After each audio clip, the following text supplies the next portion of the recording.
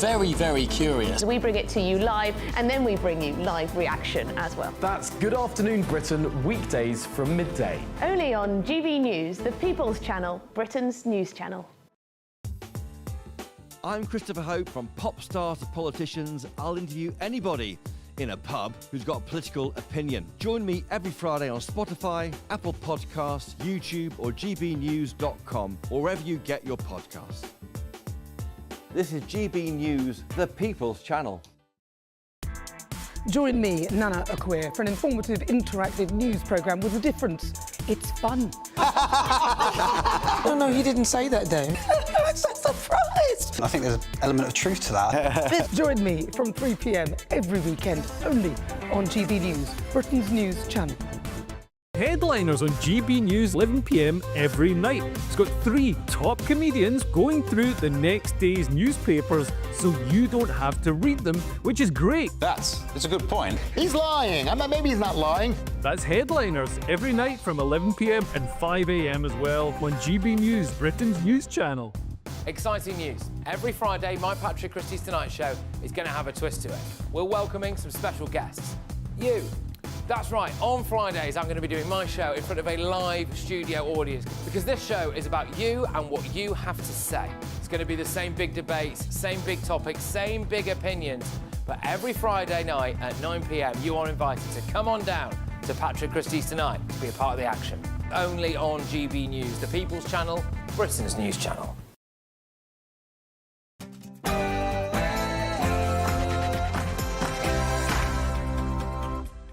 Good morning. It's 9:30 on Friday, the 28th of February, live across the UK. This is Britain's Newsroom with Ben Leo and Nana Akweer. So, Starmer the Charmer? I think there's a very good chance that in the case of these two great friendly countries, I think we could very well end up with a real trade deal where the tariffs wouldn't be necessary. So Keir Starmer impresses in Washington as President Trump backs the Chagos deal, but Vice President J.D. Vance and the Prime Minister clashed over a free speech. There have been infringements on free speech that actually affect not just the British. Of course, what the British do in their own country is up to them. But we've had free speech for a very, very long time in the United Kingdom. And a second state visit. In a historic move, the Prime Minister presented Donald Trump with an invitation from the King. But the show was stolen by this comment about defence and Russia. Could you take on Russia by yourselves? Well... Breaking news, Lloyds, Halifax Bank of Scotland and TSB banking apps are down. Are you struggling to get hold of your money this payday? And Reform UK ready for number 10. A new poll says the party would win most seats and votes if an election was held tomorrow. Sentencing shake-up. Prisoners may have to earn their freedom instead of being automatically released 40% of the way through their sentence.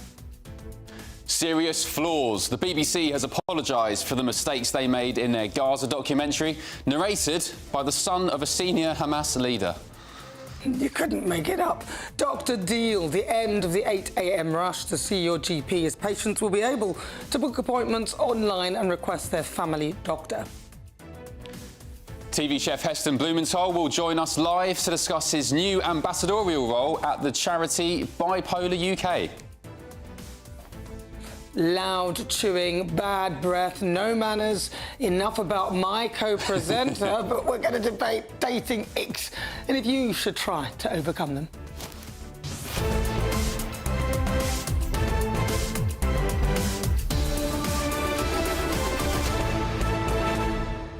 What's your biggest ick, Nana? Oh, God. Don't say me. No, Ben, of course it's not. No, it was one guy I went on a date with. He was wearing 3/4 lengths, skinny fit. I mean, he's in his 50s, his belly hanging over the edge, and he had slip-on shoes but no socks. And I remember somebody gave me a yellow rose, it wasn't him. And I remember as he walked past me, I hid his behind with the rose and said, "What the hell have you got on?" Oh, no. And that was the end. His belly was hanging over the skinny fit with the belt, and oh! So you didn't see him again? I didn't see him again. What age then? Because I don't wear skinny jeans, but sometimes I wear slim fit jeans because it helps my very slim figure. But I'm 35. When do I stop wearing slim fit jeans? At the point where your belly goes beyond the belt. All right. I think I'm okay for the moment. You're all right, Bentley. A few years. But I don't think there'll be any more dating for me. Oh. Did you notice it? Is that an engagement ring? It's an engagement ring. No. I didn't know about this. Nana hasn't told me about this. Let me see. Are you joking? No, I'm serious. Look at that. You're engaged? The ring, the diamond goes underneath, you know. Quite big. Wow. Yeah. Who is it?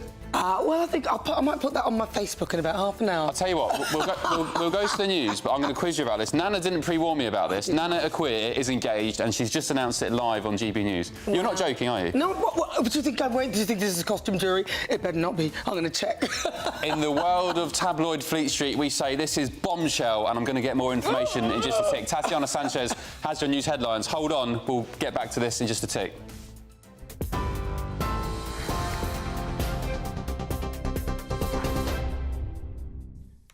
Ben, thank you. The top stories. The Prime Minister and US President Donald Trump discussed a potential UK-US trade deal and the war in Ukraine in a meeting at the White House last night. The President, who's set to impose a 25% import tax on UK steel in March, said if there was a trade deal, we could very well end up with a deal where the tariffs wouldn't be necessary. President Trump also indicated he would be prepared to back Sakir's deal to hand over sovereignty of the Chagos Islands to Mauritius. The agreement includes a plan to lease back the strategically important US-UK military base on Diego Garcia at British taxpayers' expense. And the US president also accepted an invitation from King Charles to visit Britain, an unprecedented second state visit. Usually, correspondence written by the King is not made public, but Donald Trump held up the letter in the Oval Office. Ukrainian President Volodymyr Zelensky is in Washington, D.C. to meet his American counterpart Donald Trump. The pair are due to discuss and potentially sign a deal which would give the U.S. access to Ukraine's deposits of rare earth minerals. Its terms have been agreed, but Zelensky is pushing for Ukrainian security guarantees to be added, something Trump says should be dealt with by Europe. They're due to discuss the efforts to bridge the gap between the U.S. and Europe over a potential deal to end the Ukraine war. The US president continues to resist calls to fully commit American military might to guarantee any Ukraine peace deal, but he suggested closer economic ties and, of course, an agreement on mineral access between Kyiv and Washington. And breaking news this morning, Nationwide, First Direct, Lloyds and Halifax have all confirmed issues with their online banking systems this morning, leaving many customers without access to funds on payday. It's the second month in a row that major banks have been hit by IT issues around payday, with experts saying online banking systems often struggle with the high rate of activity at the end of each month. In messages posted online, the bank said they're working to return their systems to normal.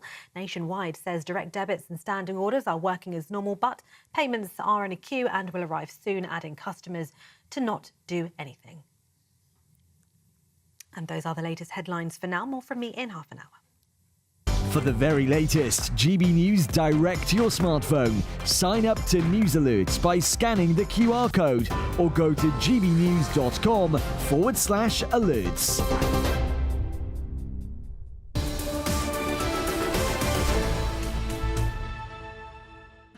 Wow, my head is still blown. Is it?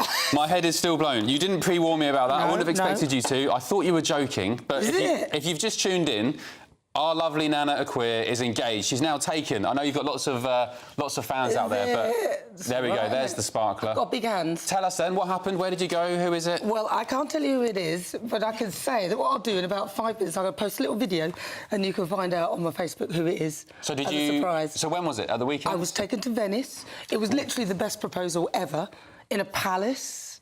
It's very nice because he knew that if you did that, I couldn't say no. That's amazing. But yes, that was very nice. I thought it was just a little 2-day break. Yes. I'm so happy. Well done. And all our viewers are super chuffed for you as well. Your say is going crazy. Is it? Oh, congratulations, Nana. Someone else said, we love you on our house, Nana. I'm so pleased for you. Oh. People talking about skinny jeans. I take it this guy wasn't wearing skinny jeans. He was not wearing skinny fit. If he wore skinny fit, it wouldn't have even got from the first date. Love you, Nana, and your very thank lucky you. partner. Massive congrats. Yeah, well done. Yeah, what a bombshell. You must be over the moon. I am over the moon. Finally, my mother's overjoyed. She went, at last. Oh, thank God. Have you started talking about wedding dates or anything? No, or venues? No. No, too early? No, it's too early. I can't be dealing with that. It's too much to do. I can't do all that. Oh, well, that's a wedding to look forward to. But I think he's very good at organising things. He organised the entire Venice trip and everything. Boats, gondolas, food, palace, roses, a piano. Wow. All of that. That sounds really romantic. Piano, bottle of champagne, everything. Wow. Were you expecting it? Had you had any clues from him? I had a few clues. But I didn't think that, I thought perhaps he might have run away. Is he watching now? Is he watching now? He might well, but he probably is. Have you got a message for him? Your new I have a message for you. Hey, baby. Later. Oh, it's going a bit blue. I know we're wearing blue, but it's going a bit blue. Very early for well, that. look, congrats. All our viewers are really happy for you from the much. sounds of it. And hopefully, if we don't fall out by then on air, that I'll look forward to the wedding. Yeah, you're invited for Yeah, sure. thank you. Right. Love you. Well done. Very happy for you. Thank you very much. Thank you very much. Right, this is serious stuff there, because when I was in Venice, I obviously didn't watch too much of the news, but this is big news. Starmer, the charmer, crikey.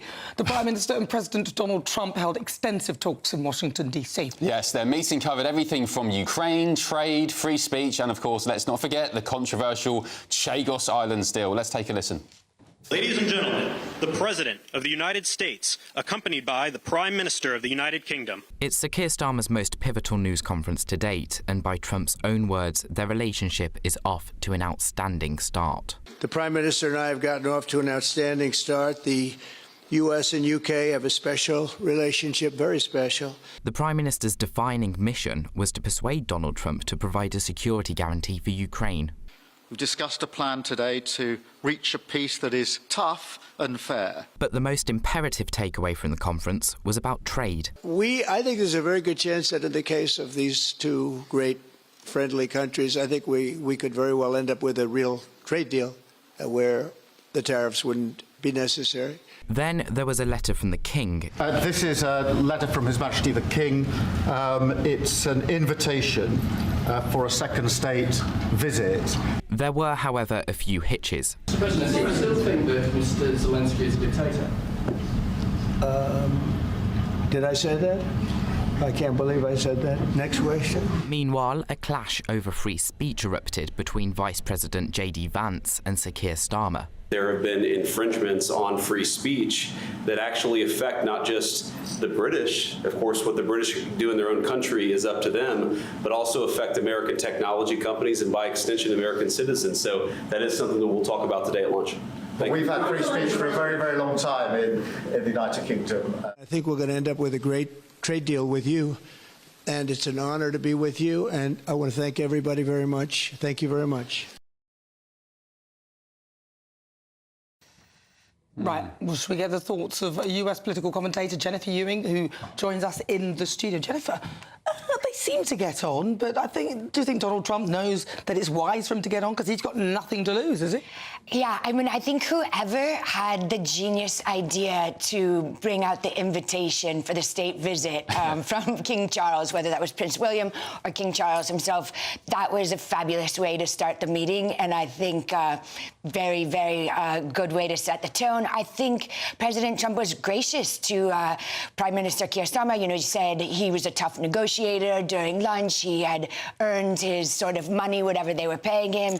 So, you know, he mentioned that the Churchill bust was back in the Oval Office, talked about the special relationship. So, you know, it started off on some soft issues, and then, as you guys mentioned, to get it into a little, you know, of the more serious issues like Ukraine, like the free speech issue that came up with the Vice President, J.D. Vance, of course, Chagos Islands. So, yeah, it was a nice start, but then they got into the more serious issues. Go ahead. Go on.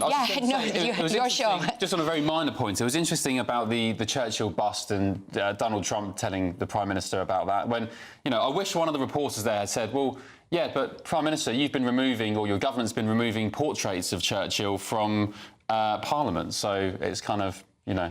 You're right, and I'd known about that from known about that from the, the press over here. So, yeah, somebody should have asked that, right? But I got the feeling that they were trying not to be too adversarial. Yeah. Maybe because there's so much adversary leading up to this between the two countries. There really had been between tariffs and the free speech things. So I think they wanted to play nicely. I think one thing to keep an eye on is President Trump made it clear that J.D. Vance, Vice President Vance, would be in charge of these tariff negotiations, along with Secretary Bessent and Lutnick, and he's the one keeping an eye on these free speech. So I wouldn't be surprised if there's some kind of link that goes along with free speech and the tariff agreements. As for Chagos, there's been different takes of that, like, oh, did Trump say he'll backstop or did he not? I think if you listen, what he said is, we'll be looking at the details and making a decision. And a lot of people in the Trump administration will not be okay with going forward that and will want to veto it. So that's interesting. Give it some space, I think. And I quite like that quip where he said, so will you take Russia? Could you take Russia on your own? Yeah, that was, I think, that was the one jibe he made to him. And of course, the answer is no. So, and I also think that's probably the biggest point of divergence there. It sounded like the Prime Minister was trying to get some security guarantees from him. And he was, when the Prime Minister was talking about boots on the ground and planes in the air, that is not what President Trump was talking about. He was talking about economic security with regards to the minerals and the rare earths. So I think that is a different way in which they're looking at this situation in Ukraine. But it was really nice to hear the Prime Minister finally talking about peace. That is good. I mean, we'll see. I don't think Donald Trump's going to allow the Chagos deal to go ahead. That's what I think. I agree with you. I totally agree with you. He's playing the game. He's doing what he should do. Because otherwise, I think that means that Chagos ends up in China, and that's not... I agree. Jennifer Ewing, really good to talk to you. Thanks and congratulations. Thank you. Yeah, Donald Trump was saying we need to look at the details, so it's that caveat which makes me think, when you're out of here and it's going through, we'll pull the plug on that. Anyway, we'll see. We'll see.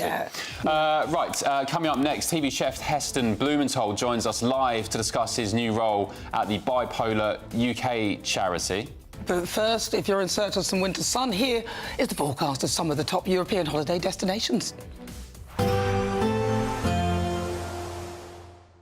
I hope it doesn't rain. Don't worry about it. It'll spoil our holiday. Relax, we're totally covered. All Clear Travel Insurance sponsors GBNews Travel Destinations Forecast.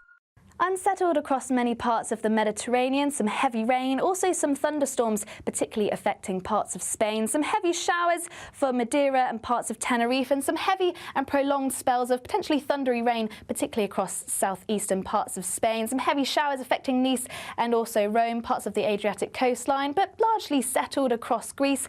And it is largely an improving picture as we head into next week, with the best of the temperatures once again across Tenerife. All Clear Travel Insurance sponsors GBNews Travel Destinations Forecast.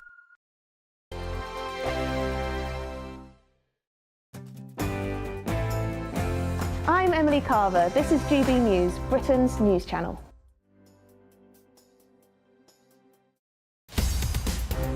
In the GB Newsroom, we bring you the news as it happens. With our team of dedicated journalists across the UK. We're ready to keep you up to date with what's happening every half an hour, every single day. Bulletins here on GB News. The People's Channel. Britain's news channel. I'm Michael Portillo. This is GB News, Britain's news channel. GB News Breakfast. Every day from 6 a.m. We featured the hunt for Piglet, the Chihuahua, who vanished after a burglary on a canal boat in Uxbridge last March. Well, his owner, Mel, desperate to be reunited, has recruited the services of pet detective Colin Butcher. And what is a pet detective, Colin? The best way to describe it is I'm a private detective, but I only specialise in animal cases. And do you ever have to deal with dog abductions? We know that they're happening more and more now, aren't they? They happen very frequently, unfortunately. Yeah, I'm not a big fan of the Pet Abduction Act. I still class them as dog thefts, because that's what they are. Yeah, this came in under the Tories, didn't it, in August. A lot of people wouldn't be aware of this, that it wasn't actually a crime, was it? To steal a dog or cat And animals were treated as an item of property, and there's no consideration whatsoever for the owner's torment and mental anguish, which is considerable when your pet goes missing. Of course it is, Colin. The thing is that if the police treat it like someone's nicked your bike and whatever, that's very unfortunate and you think really bad, but you can always buy a new bike. Yes. What is it like, and you've seen it up close and personal, when people lose something so dear to them? The heart has no way of deciding how much grief and anguish there will be, whether it's a member of your family or whether it's a pet. So you still suffer, but you also have that horrible feeling of guilt that you shouldn't be grieving that way, or you feel guilty that you could have done more before your animal was stolen or went missing. And then there are people thinking, well, it's only a pet. So it's a really, really difficult time for owners. The People's Channel. We're proud to be GB News, the People's Channel. And as you know, we always love to hear your views. Now, there's a new way of getting in touch with us at gbnews.com/your-say. By commenting, you can be part of a live conversation and join our GB News community. You can even talk to me, Bev Turner, or any of the members of the GB News family. I'm Tom Harwood. This is GB News, Britain's news channel.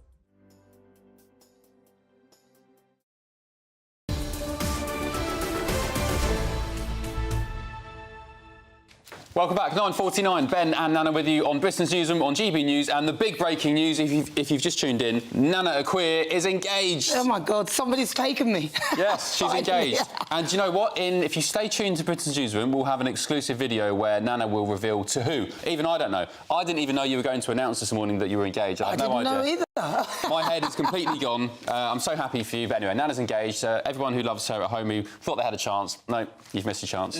She's taken. Sorry. Well, I mean, you know, I could always change my mind potentially. Ooh, is that a threat? Do you think? Be on your best behaviour, mystery man. Right, let's move on. Heston Blumenthal has become a charity ambassador for Bipolar UK. The award-winning TV chef was diagnosed with bipolar in 2023. There are currently more than 1 million adults in the UK who have the condition. And we're joined now by Simon Kitchen, the CEO of Bipolar UK, and the man himself, Heston Blumenthal. Good morning to you both. Good morning. Thank you for joining us. Really appreciate it. Heston, I had no idea of your links with bipolar. Can you just tell us about it, your history with it, and why you're now teaming up with Bipolar UK? Yeah, well, I was diagnosed. I ended up being hospitalised, and I was diagnosed with it within the first few days of being in hospital. I was in hospital for 2 months, and I came out about 13 months ago, something like that. And I realised that there are people that aren't as lucky as me that don't have that platform to be able to talk about it, bring it out in the public. And deal with the stigma, because there is still a stigma. A lot of people don't really know what bipolar is. So in you, Heston, how did it manifest itself? It's funny because before the diagnosis, I mean, everything, many things, from thinking the TV was talking to me to hallucinating stuff.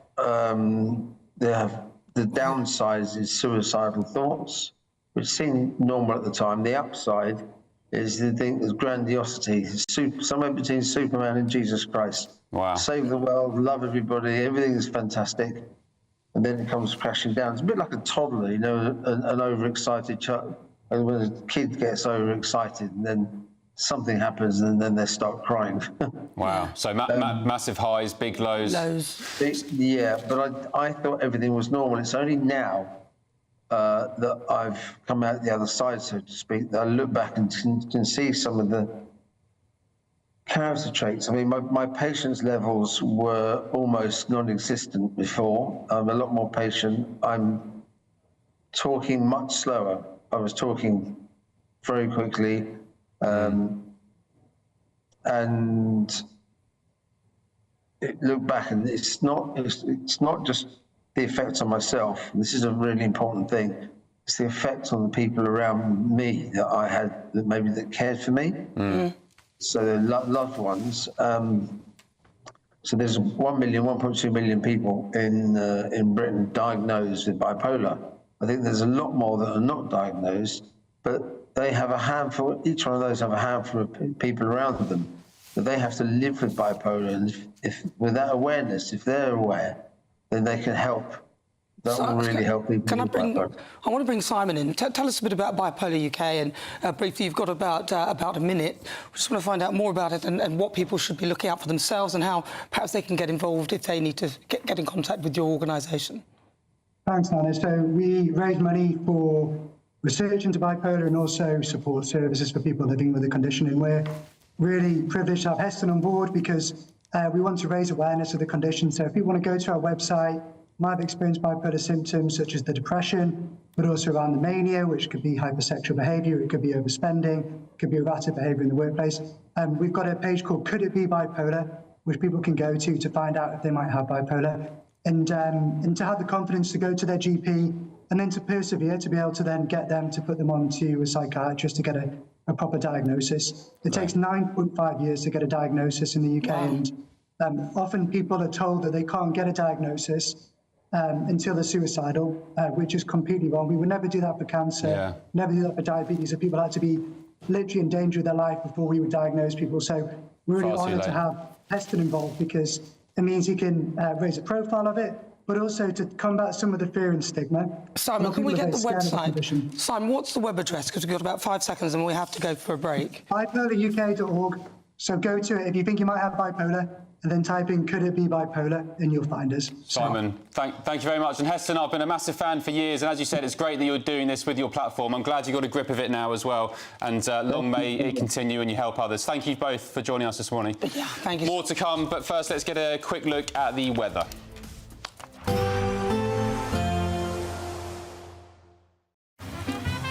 Despite the morning rain, it'll be a nice, warm, cosy day ahead.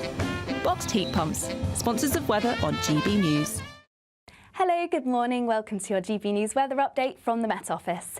It's going to be a cold and frosty start to the day, but we're going to see lots of sunshine to end the week. A slightly different story in the northwest, though, turning blustery here, and a chance we could see the odd shower just skirt the northwest of Scotland. But for many of us, a dry day on offer, plenty of sunshine to end the week and also to end meteorological winter. Perhaps a bit more cloud bubbling up into the afternoon, but staying largely dry. And temperatures around about average for the time of year, highs of around 10 to 11 Celsius across the south. Then to finish off the day, we'll continue to see those winds increase across the far northwest of Scotland. A chance we could actually reach gale force in the very far northwest of Scotland in any exposed spots, and clouds spilling in here, and eventually we'll start to see outbreaks of rain move their way into western parts of Scotland through the course of the night, and similar across Northern Ireland, starting to turn a little bit cloudier here and a little bit blustery around coastal areas. But for many, it's going to be a clear end to the night. That means temperatures are going to soon dip away once again. So likely to see some patchy frost overnight, particularly across England and Wales, perhaps even some fog by the time we reach the morning. And where we do dip below zero, a chance we could also see some freezing fog. But a different story in the northwest as this band of rain moves through. So quite a damp start across parts of Scotland, Northern Ireland by the time we reach the morning, and not turning quite as cold here, but where we see any clear skies, a good chance we could just dip below zero. So once again, a chilly and cold start to Saturday. This frontal system will slowly try and edge its way southeastwards, largely just bringing in a band of cloud, any rain generally easing away, but a chance we could see some light drizzle across northern parts of England and Wales by the afternoon. But behind this, turning brighter, still a fair few showers here, and on the whole, another dry day with highs once again around 10 to 11 Celsius. Bye-bye. There will be a light breeze in the morning, leading to a warm front. Boxed heat pumps, sponsors of weather on GB News. The latest GB News travel. Good morning, I'm Russell Holding. In Cheshire, the A562 is closed westbound along Speak Road in Widnes after an accident yesterday evening causing queues. The M6 in Staffordshire is closed southbound between junctions 16 and 15 near Stoke-on-Trent after an accident last night. There are queues towards the closure and long delays as you divert. In Lincolnshire, the A607 is closed each way at Belton after an accident. In Suffolk, the A14 is blocked eastbound between junction 59 at Trimley St Martin and the Doxburgh roundabout at Felixstowe. In Oxfordshire, the A40 is closed westbound north of Oxford between the Wolvercote roundabouts in Cassington for an investigation causing delays. On the M27 in Hampshire, there's a lane closed westbound where someone's broken down between junction 7 and 5 near Southampton. Delays towards there. And in Somerset, the A37 is closed each way between Stofford and Closworth after an accident causing queues. That's the latest. You can stay up to date throughout the day by visiting our website, gbnews.com.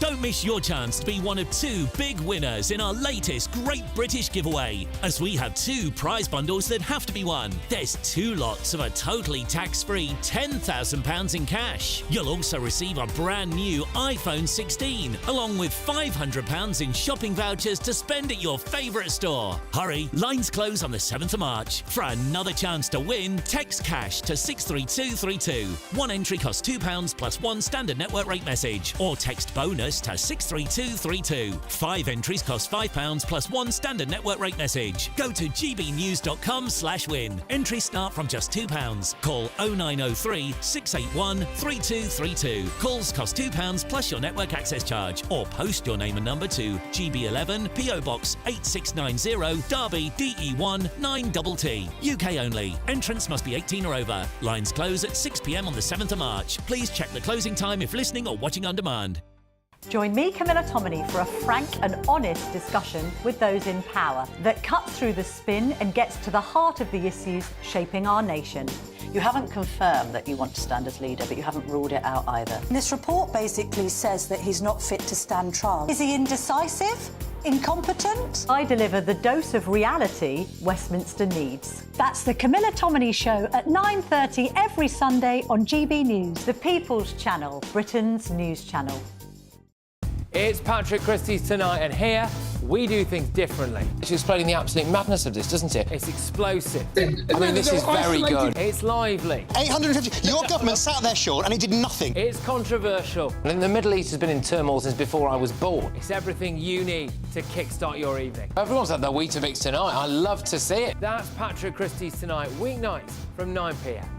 Only on GB News, the People's Channel, Britain's news channel.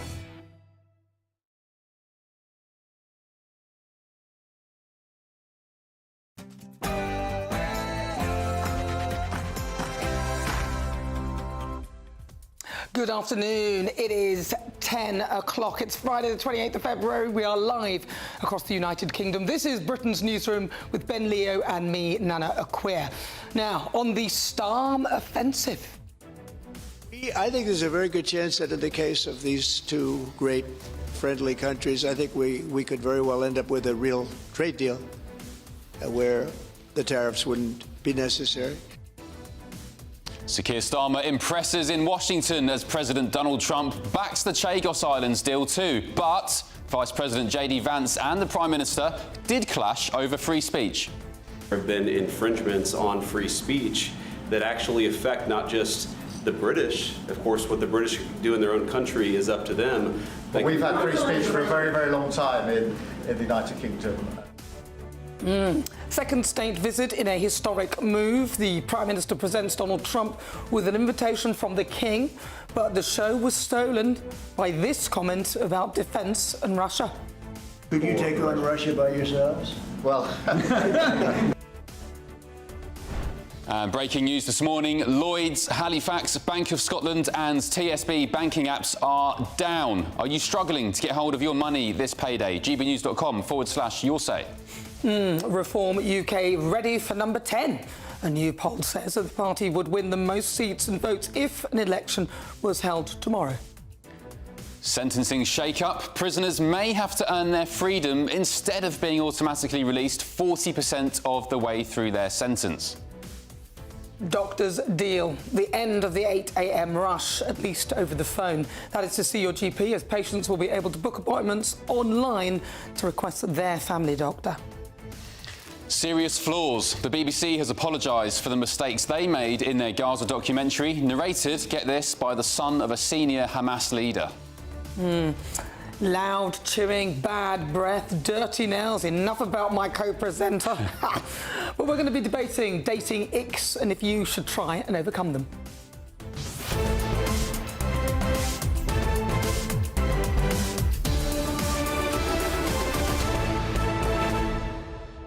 So if you've just tuned in, massive story this morning, amongst all the other serious stuff, is that our lovely Nana Akua is engaged. Yeah. You dropped that bombshell on me without any prior warning, which is fine. It's very exciting for me and you at home, no doubt. Let's have a look at the Bobby Dazzler there. That's all right. That's all right. It did well. It does cover the width because it's got two big baguette diamonds on the side, so it goes across the width of the finger. Very nice. I know you briefly ran through it, but just for the benefit of our new viewers who have just tuned in, what happened? You went away to where? Well, he took me to Venice, yes. Of course he did. And of course we stayed in a palace, not a hotel, a palace. And there was piano, there were roses, there was everything, a piano player, all that kind of stuff. Beautiful. Put down on the knee. The only mistake I made was that he opened the box and obviously it had the light on the diamond. And I, instead of waiting, because you should wait for somebody to put the ring on your finger, I took it out of the box, put it on my own finger. You just grabbed it. You saw a shining Bobby Dazzler and you took your chance. The only thing we don't know, Nana, is who it is, but I think you'll be revealing imminently. I think in the next hour? We're definitely within the next hour. And again, I'm the last to know about anything on this show, so even I don't know who it is. It's not Gary Lineker, is it? Oh God, Gary Lineker! Could you imagine? Big gas. No. You've kissed and made up. No. Gary and I'm now glad. What should have happened has happened. Yeah. He's no longer working for the BBC. He shouldn't be doing that, but he can say whatever he likes outside it. Well, you know. You're going to know at home in a few minutes or in the next hour or so who Nana's engaged to. I'm going to find out for the first time as well. Apparently, I may know of them or know them, but we'll find out soon. You'll have seen them. Yeah, seen them around. Somebody said Ben Habib, which you laughed off. Don't be silly. No. OK. All right, stay tuned for that and plenty more to get stuck into as well, of course, including Donald Trump and President Keir Starmer, Prime Minister Keir Starmer in Washington. First, though, let's get your news headlines with Tatiana Sanchez.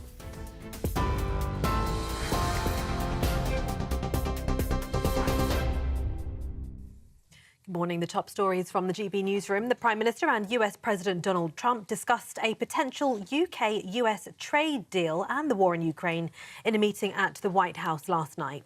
The President, who's set to impose a 25% import tax on UK steel in March, said if there was a trade deal, we could very well end up with a deal where the tariffs wouldn't be necessary. On defence, Sir Keir Starmer said we remain each other's first partner in defence, ready to come to the other's aid to counter threats wherever and whenever they arise. The US President also accepted an invitation from King Charles to visit Britain, an unprecedented second state visit. Usually, correspondence written by the King is not made public, but Donald Trump held up the letter in the Oval Office. Health Secretary Wes Streeting praised the meeting. Was a fantastic success for Britain, for Ukraine and for our continent. What you saw yesterday were two world leaders, the President of the United States and the British Prime Minister, coming together, showing that they have clear common ground, common objectives, and have built a genuine mutual respect and friendship that will be absolutely critical for Britain's national security and our economic security. Meanwhile, Donald Trump indicated he'd be prepared to back the Prime Minister's deal to hand over sovereignty of the Chagos Islands to Mauritius. Shadow Home Secretary Chris Philp says he's pleased with the potential UK-US trade deal, but there are still unanswered questions, he says, and ongoing deep concern around the Chagos deal.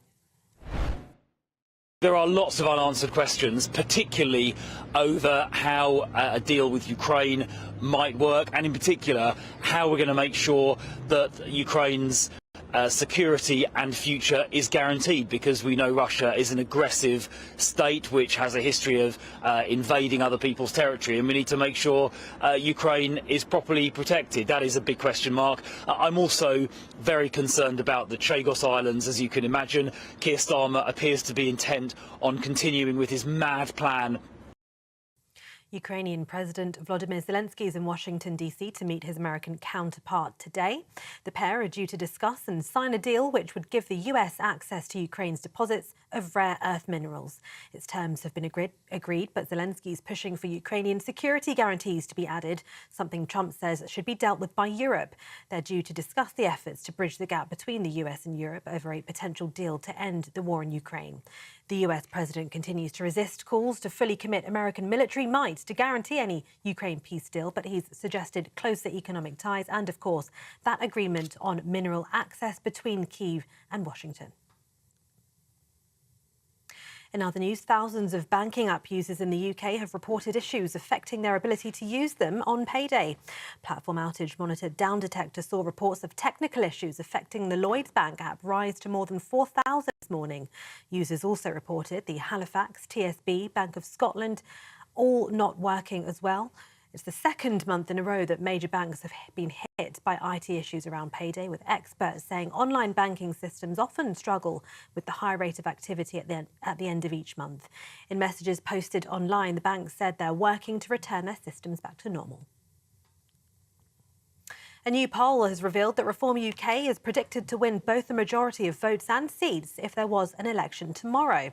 According to the electoral calculus poll, Reform UK polled at 25.8% with a total of 192 seats, while Labour followed close behind at 24.7% and the Conservatives on 21.9%. This all comes as Reform UK's candidate for Hull has been revealed as Olympic boxing champion Luke Campbell. The BBC has apologised for serious flaws in the making of a Gaza documentary starring a Hamas chief's son. The broadcaster said it has no plans to broadcast the Gaza How to Survive a War Zone again in its current form or return it to the BBC iPlayer. The BBC Director General has asked for an independent review into the making of the documentary to be accelerated. And patients will be able to book more appointments online and request to see their usual doctor under a new contract agreed with England's GPs. The deal gives an extra £889 million a year to general practices and targets that ministers hope will mean doctors are freed up to see more patients. The Labour government made manifesto promises to bring back family doctors and end the early morning phone scramble for appointments. Health Secretary Wes Streeting said today that GPs in England accepting the new contract amendments is a breakthrough moment that's going to deliver real results for patients. The Doctors' Union, the BMA, says the deal is an important first step in restoring general practices. However, doctors also want the government to commit to talks about a completely new national contract for GPs within this parliament. Those are the latest headlines for now. More news from me in half an hour.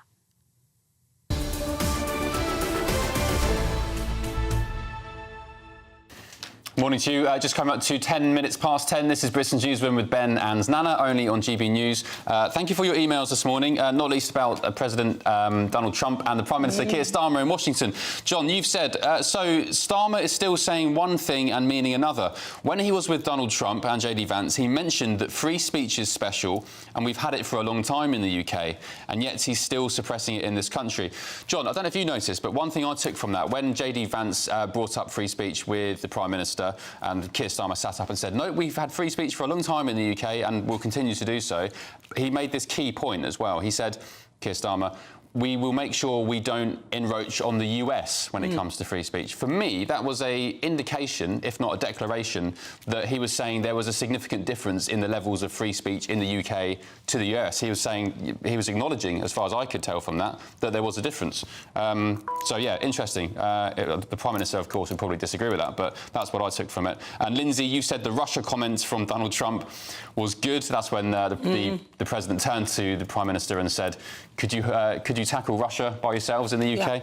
Yeah. Starmer, of course, laughed and said no. So, yeah, that was good. Any your end? Not really. I mean, there's one from Penny that says, thanks to Heston for opening up about his bipolar. Yeah. This is what real mental health looks like.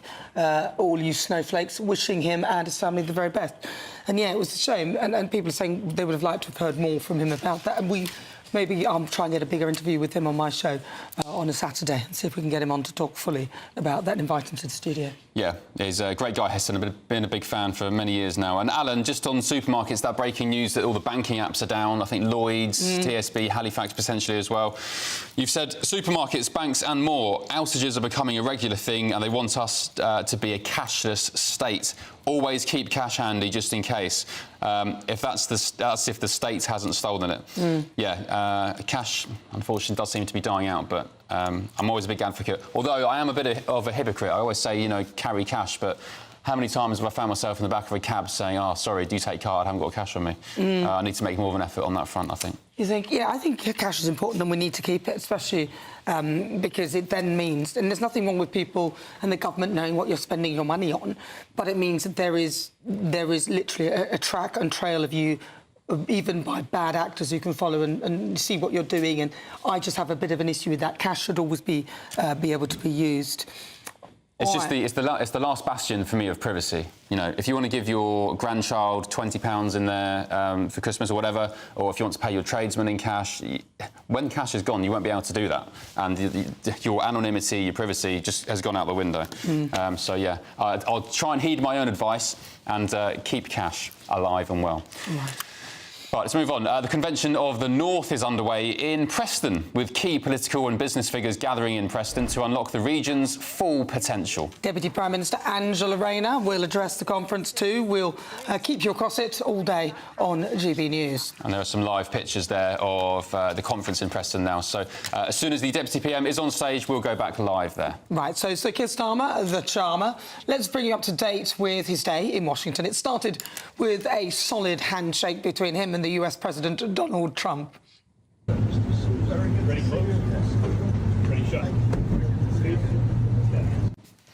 And I guess you could tell Sir Keir Starmer was a little bit uncomfortable because he was sitting there with his legs crossed. The other way as well. The other way. You've got the leg crossed away from him, which is a body language sign that you are slightly uncomfortable. You're not opening up. If you cross them the other way, then you're turning into the person. Ah, interesting. Well, things did get better for the Prime Minister because Starmer presented Donald Trump with an offer from King Charles. This is a letter from His Majesty the King. It's an invitation for a second state visit. This is really special. This has never happened before. This is unprecedented. And I think that just symbolises the strength of the relationship. I suspect it's because he knows Trump likes the royal family. It then appeared, and it only appeared, but I didn't get that impression, but it did appear that Trump backed the Chagos deal. Have a listen. Well, we're going to have some discussions about that very soon, and I have a feeling it's going to work out very well. They're talking about a very long-term, powerful lease, a very strong lease, about 140 years, actually. That's a long time. And I think we'll be inclined to go along with your country. Yeah, that was interesting. Things also took a bit of an awkward turn when Vice President J.D. Vance confronted Sir Keir Starmer to his face over free speech. Look, I said what I said, which is that we do have, of course, a special relationship with our friends in the UK and also with some of our European allies. But we also know that there have been infringements on free speech that actually affect not just the British. Of course, what the British do in their own country is up to them, but also affect American technology companies and, by extension, American citizens. So that is something that we'll talk about today at lunch. We've had free speech for a very, very long time in the United Kingdom, and it will last for a very, very long time. You notice that Trump is kind of mansplaining legs as like, and so it's J.D. Vance, Keir Starmer, legs crossed. But Trump probably came out with the line of the day, leaving Keir Starmer slightly red-faced. Could you take on Russia by yourselves? Well... All right, well, let's get the lowdown from political presentation coach Graham Davies, who joins us live in the studio. Graham, we've talked about the crossed legs situation, whereas Donald Trump is sat there, you know, sort of mansplaining, as they call it. Is there anything in that? Probably not, really. You don't think so? No. Although I do accept that Keir Starmer did actually make a good move sitting back on one of those golden thrones, because if he tried to imitate Macron and been in the same half buttocks, almost falling off the chair, forward-leaning position, that would have meant that he was always looking to be the equal of Donald Trump in terms of airtime. That first press conference was very much a Donald Trump press conference, and it was quite right that he should be, Sir Keir should be actually sitting back in a relatively relaxed position and not trying to be up front in the same way as the president was. But the legs crossed, everyone, I mean, it's a common, I think it's common knowledge that if you cross this way towards someone, then you're kind of, you know, it's more defensive if the leg is the other way. I actually think that the strength of body language as an indication of communication intent is actually overblown. Do you think? Yes, I do. Spoken language, what you say and how you say it, is vastly more important than body language. And that just may be the way that Keir Starmer dresses. He's comfortable to the right or comfortable to the left. That's just the way he crosses his knees. Graham, so talking of voice then and language, what did you make of his response, the Prime Minister Keir Starmer, to JD Vance, his response about free speech? He was quite quick off the mark with it. He didn't seem to be too afraid to say what he thought, saying, well, actually, Vice President, we do have free speech, according to him, in the UK. What did you make of that? Well, he managed overall, and especially in that interchange, to take a stand and just about not take the knee. He responded very fast, and clearly that was, I believe, a pre-prepared response if the issue of free speech came up. It was short, it was sharp, it was immediate. Didn't. Do you think that he held his own there and presented himself well while sitting with Trump, or would you say that he seemed a bit sheepish? He just about managed to stop himself taking the knee. For me, it was a bit like a scene from that film, Meeting the Fockers. You know, when you're meeting the in-laws for the first time at their house, and you've got to laugh at the dad's jokes, you mustn't swear, you mustn't make a mess in the toilet. And I think that his eggshell treading reached thermonuclear proportions at times.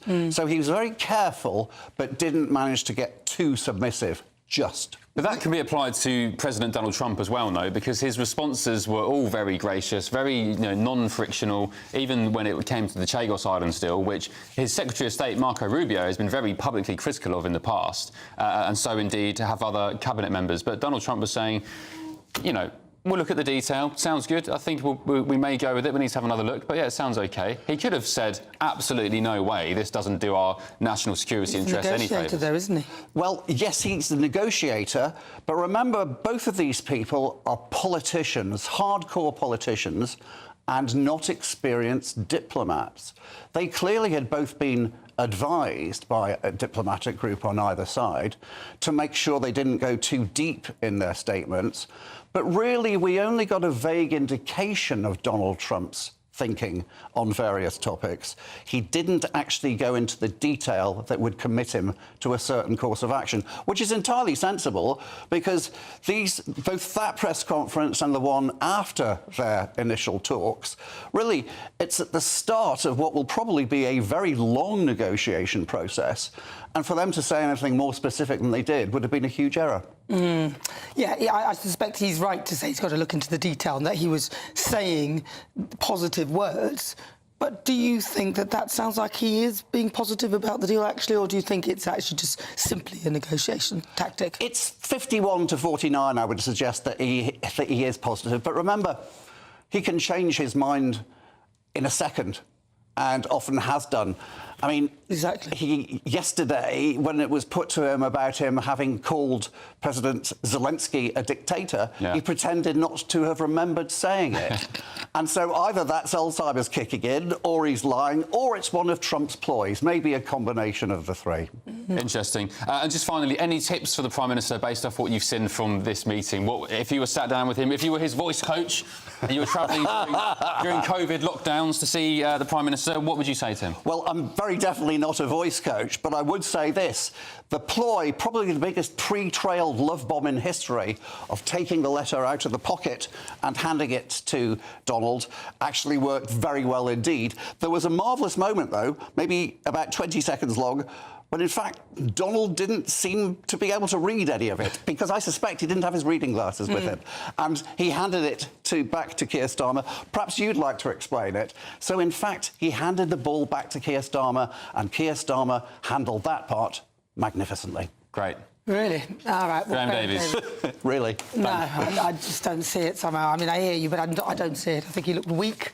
And he looked like he had no power at all. And the Russia quip was the one, I think, was the icing on the cake for Donald Trump, to just remind him just how insignificant the UK are. Well, it was the best possible result for him in the circumstances. There was only a chance of him getting a 7 out of 10 result, and he just about managed to get that result. Although I do admit he could have answered the Crimea question and say, well, we've got a lot of experience there. It went really well for us 150 years ago. All right, Graham, thank you so much. Yeah, I didn't see any of that in there. I mean, I hear you, Graham, but I thought he looked weak. Maybe I'm biased, I don't know, but I just think Donald Trump just put him exactly in his place to say, well, Can you take on Russia on your own? That was really, for me, the final. Yeah, that was definitely a barb. I don't think he looked. I don't think he looked massively as weak as you think he did. I think he could have. I think he could have done better. I think yeah, there's a picture there. We're There's just a looking picture of him. I think the fact that there is a lot of discussion about whether he performs well or not is a clear indication that there is some ambiguity about it, and that it's not clear cut. So I don't think he was as weak as you thought he was. But. All right, well, listen, we've got to talk about this because thousands of banking app users in the UK have reported issues affecting their ability to use them on payday. Have you been impacted? We'd love to hear your thoughts. Please get in touch. OK, coming up, the moment you've all been waiting for. Drum roll, please. Brrr, the big reveal of who Nana Akua is engaged to. Are you ready? Here it is. I don't know. Here's the clip. So I have a surprise for you. Ta-da! Would you like to meet my fiancé? Bet you've been wondering who it is, right? Nobody has any idea. All right, here he is. If you want your news to be straight talking... This is the nightmare for the Conservatives again. Down to earth. It's not just Nottingham where this is happening, is it? And most importantly, honest. Hard-working, middle-class taxpayers, they'll get their book thrown at them. Then catch me, Martin Daubney, Monday to Friday, 3 till 6 p.m. on GB News, Britain's news channel. Martin Daubney, weekdays from 3 p.m. Sadly, on the 18th of December last year, I was 9:20 in the morning in London on Woolwich Manor Way, going about my business to deliver something to someone, and I heard a banging on my car door. The handle was being rattled, but I locked my door in London, Martin, and the next thing I knew was a fist with something metal just punched through the driver's window into my face and knocked me over to the passenger seat. I had a wonderful angel called Bobby, who was my witness, who saw it happen. We got to hospital in Essex. They couldn't deal with it because it was a bad injury, and I ended up in Moorfields Hospital on the 19th. My lovely wife was incredible. I had an operation, and currently, as I sit opposite you, I have 6 stitches holding my eyeball together, and I've got at least 3 more operations to hopefully get my sight back. Now, the astonishing thing about this is, it was just a random act from some nutter. It's changed your life forever. The moment you can't see, your cornea is dislodged, you need to go undergo major eye surgery. But, Mike, a lot of people will be saying the obvious thing. Why has nobody been nicked? Well, I know Woolwich, right? You can't drive through Woolwich without getting a ticket for Ulez, right? The geezer was in a van or a car? He was in a dark van, and I unfortunately wasn't able to take a photograph of the reg plate. There's got to be CCTV there. There's got to be CCTV there, and all I can say is that I do feel let down because it's GBH, it's not just stealing a handbag, not that that's making, a small issue of that. That's bad enough. But being GBH, they dropped the case after 3 weeks. GB News, the People's Channel. Join me, Nana Akua, for an informative, interactive news programme with a difference. It's fun. No, he didn't say that, Dave. I'm so surprised. I think there's an element of truth to that. Join me from 3 p.m. every weekend, only on GB News, Britain's news channel. I'm Christopher Hope. From pop stars to politicians, I'll interview anybody in a pub who's got a political opinion. Join me every Friday on Spotify, Apple Podcasts, YouTube or gbnews.com, or wherever you get your podcasts. This is GB News, the People's Channel.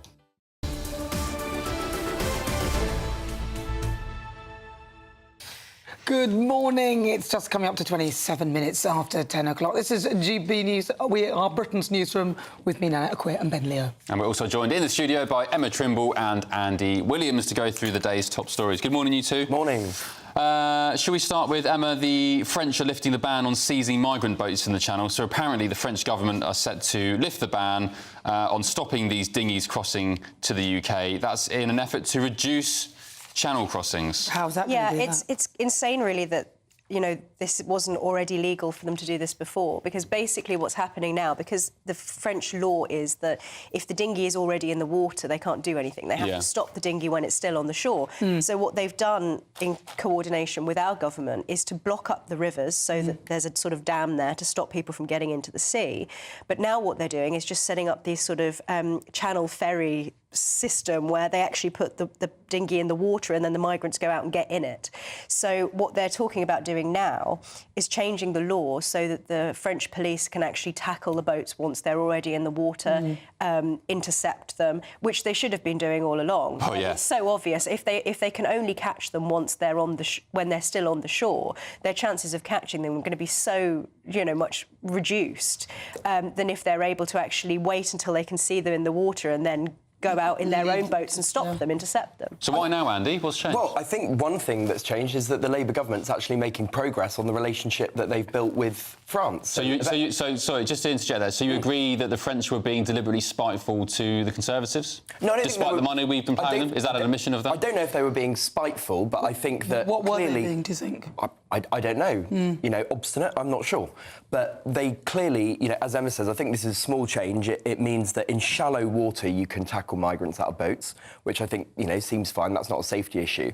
And Yvette Cooper visited France yesterday. She's built a really good relationship with her counterpart in France, and I think that has made a difference. It's a small step, but it's an important step to tackling the crisis, and no progress was being made before. Well, Yvette Cooper said she's going to smash the gangs, and well, that'll take time. We've got more people in the migrant hotels. They also said they'd stop the hotels, and I think we've got about 8,000 more people in the hotels. I wonder if part of the reason for this actually is from the French perspective, that they've had violence against their police on the shores, and maybe from their perspective, you know, intervening once they're already in the water might be a way to prevent scrapping on the shores with these criminal gangs. I'm not sure what their reasoning behind it is, but frankly, I mean, they should be able to intercept these. I'm sure there is a safe way to intercept these boats when they're not just in shallow water, because again, it's another arbitrary restriction that they're placing on their ability to intercept these vessels as they're trying to cross. I'm not sure they'll give Yvette Cooper the credit for that one.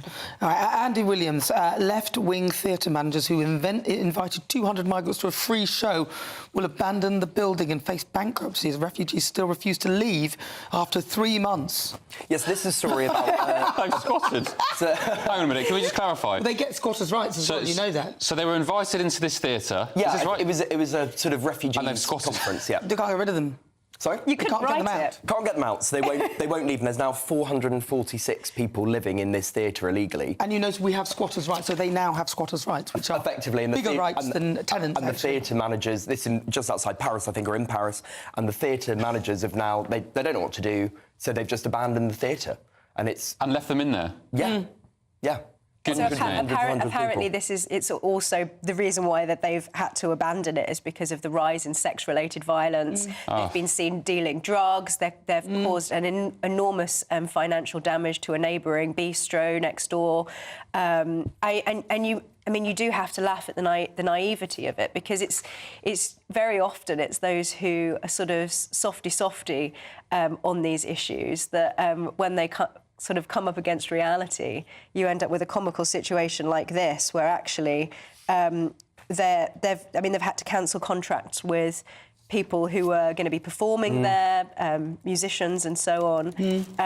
It is kind of comical. What a story. I'd love to go there and visit. Where is it, Andy? Outside Paris? I think it's just in Paris, yeah. Left-wing theatre managers who invited 200 migrants to a free show will abandon the building after 3 months and, as you said, Emma, a wave of sex-related violence. Because what was happening was that once they'd taken over the building and refused to leave and were squatting there, the staff who normally run the building, even though they're not trained to, were basically acting like security guards. And obviously now it's become far too dangerous for them to even be in the building, and so they've had to leave. I'm just reading here. Do you know what the name of the conference was? Go on. Refugees Welcome. I'm not even lying. That was the name of the conference. Oh, dear. All right, Emma Trimble, prisoners could have to earn their freedom in a new plan. Very briefly. Surprisingly good idea from the Labour government. They're actually copying Texas. So this is something that Texas do. Here in the UK, we automatically release prisoners early, which I've always thought was ridiculous. What they're suggesting now is that rather than automatic early release, they should have to earn their freedom in that sort of period where they would have been released early. And what's interesting about this is that in Texas, the reforms that they brought in along these lines had reduced the number of offenders recalled to prison to just 16.9% compared to 68% nationally in the United States. So actually, I mean, this might be a really smart move, even though it's keeping prisoners in for longer, and obviously we've got issues to do with prison, you know, the amount of space we've got in prisons. It will, in the long term, mean that there will be more space in prisons because they won't be recalled back into prison. All right, quickly. Yeah, there's actually some really good work going on criminal justice reform and prison reform that's kind of under the radar at the moment because there's so much other stuff going on in the world. But I think Labour have got some really, really good ideas about this, and it's long overdue because that is another part of the state that just has not been working properly. I wish they'd copy Texas and everything else as well. Yeah, like the death penalty. Bring that back, for goodness sake. Right, let's get your latest news headlines, Emma and Andy. Thank you very much, with Tatiana Sanchez.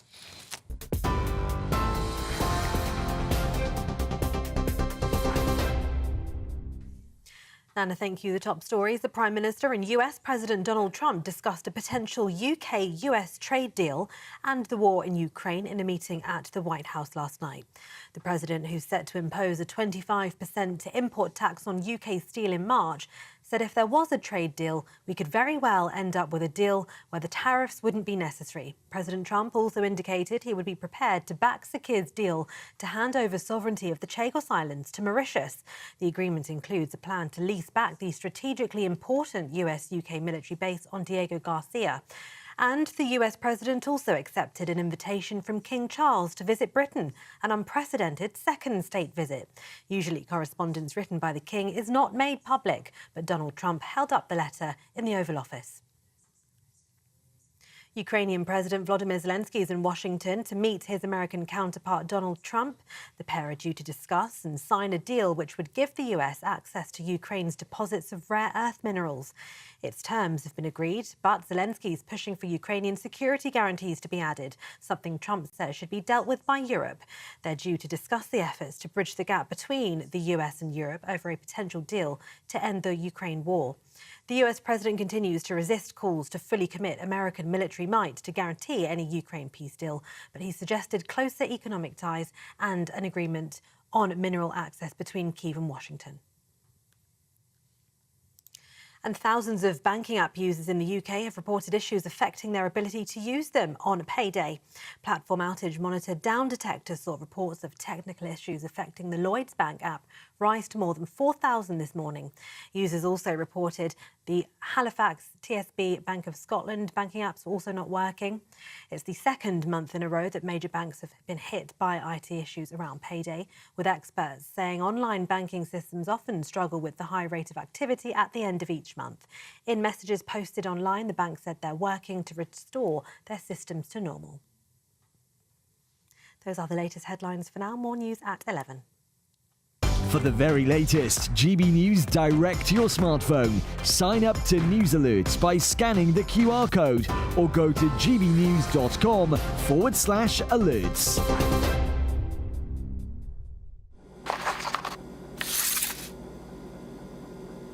Crash Law 24 sponsors the GB News Finance Report.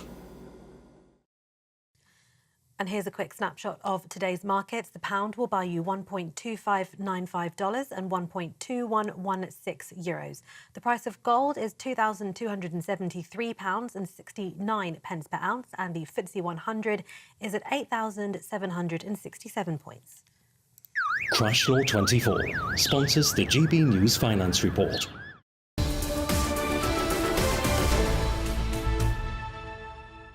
Thank you, Tatiana, and welcome back at home. If your partner gives you the ick, first of all, what is the ick, Nana? The ick. Well, I'll describe it like this guy I went on a date with who had light blue skinny fit chinos, 3/4 length, with no socks, wearing black slip-on shoes, and he was definitely over 50. His belly hanging over the skinny fit. So it gives you, that's the ick. That is something the that makes you absolute feel, ick. Okay. Well, look, if your partner gives you the ick, should you get rid of them? We're going to be debating that next. And I'd say in more important pressing matters, we are going to reveal, before the end of the show, who your new fiancé is.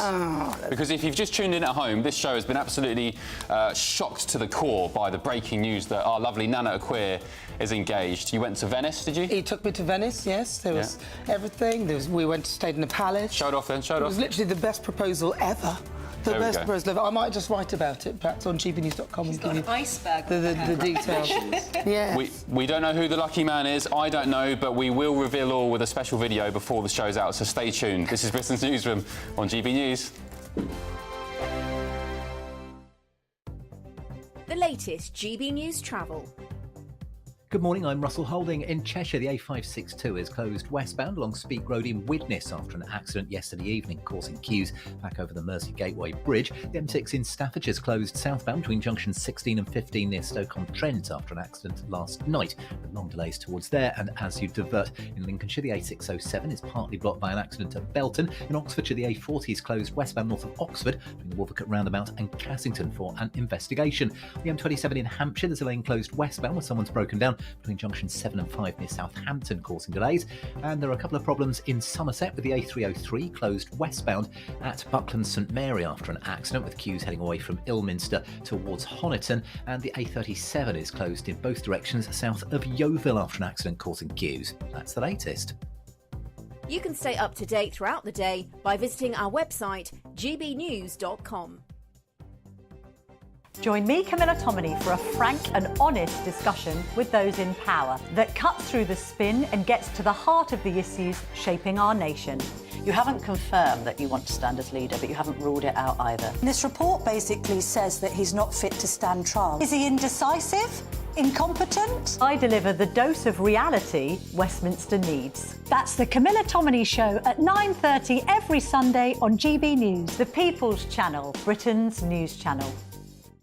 Hi, I'm Michelle Dewberry, and my show is your opportunity to cut through all the noise and dive in headfirst to some robust debates. Ideas clash. Situation, isn't it? Because the failure is... You're the failure deliberately avoiding my point. Nothing's held back. And if you think this is the end of it, wait for more. And we do not shy away from the difficult stuff. Sometimes I want to shake people and say, if only you understood.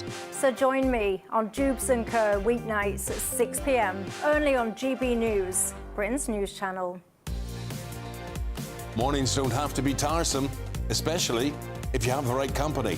Wake up to news as it happens, opinion and debate, and of course, a little bit of entertainment too. Because when the kettle's on, we're on. That's Breakfast on GB News, a show worth waking up for. Every morning from 6 a.m. Only on the People's Channel, Britain's news channel. We'll spread the news, you spread the word.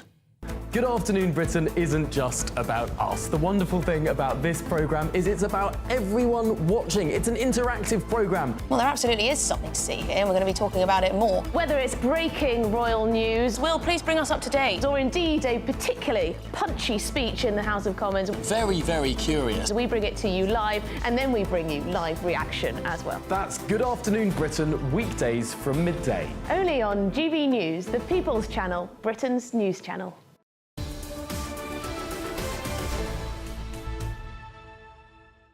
Welcome back, 10:40. Ben and Nana with you on Britain's Newsroom, only on GB News. Now, have you ever started dating someone and then felt a sudden cringe feeling towards them? Maybe you don't like the way they chew, or maybe the way they laugh, or perhaps what they wear in Nana's case. But is it fair to break up with someone because they give you the ick? Well, to debate this now, we're joined by dating expert Nadia Essex and non-traditional relationship coach Ray Michelson. Good morning to you both. Nadia, what's your take? The ick, if somebody puts you off them by the way they chew or something they say, or they've got some, some habit that you're not quite fond of, is it okay to just give them the boot? Absolutely. I think it's really simple. If they give you the ick, they've got to go. I saw Bethany Frankel from The Real Housewives do a video of this on TikTok, and she dumped somebody because he ate overnight oats. And I thought that was actually hilarious. And then her comment section was just the petty reasons why people had dumped someone. Someone had dumped somebody because he said hollybobs instead of holiday. But I just think, like, the ick, when you're dating, if you get the ick, that's it. And you don't want to end up one of those married couples who hate each other. So, and that's because they just ignored the ick. So if they give you the ick, give them the elbow. This sounds like pretty much every married couple that at some point that person will give you the ick for a short period of time. Ray, do you think people are being too shallow and they'll miss out on some really good opportunities just because they have these superficial or just you know, views that don't in real work, in real time, when you're looking for someone who'll actually be there for you. It's celebrating perfect imperfections, basically. Everybody has something that will annoy somebody and effectively cause an ick, so to speak. But for me, obviously, everybody has bad habits. Everybody has something that somebody doesn't like. If we were that shallow with everybody, we wouldn't have friends, we wouldn't have partners, we wouldn't have anybody but ourselves, basically. And if something really does irritate you, like let's say, for example, somebody chews with their mouth open, communicate it with them, talk it through. Because at the end of the day, communication is key in all relationships. So therefore, if you talk it through, they might just adjust it for you. It'll take time, but they might just adjust that habit. It can change. People can change behaviours. I have to say, I'm more of your frame of mind, but the chewing with the mouth open.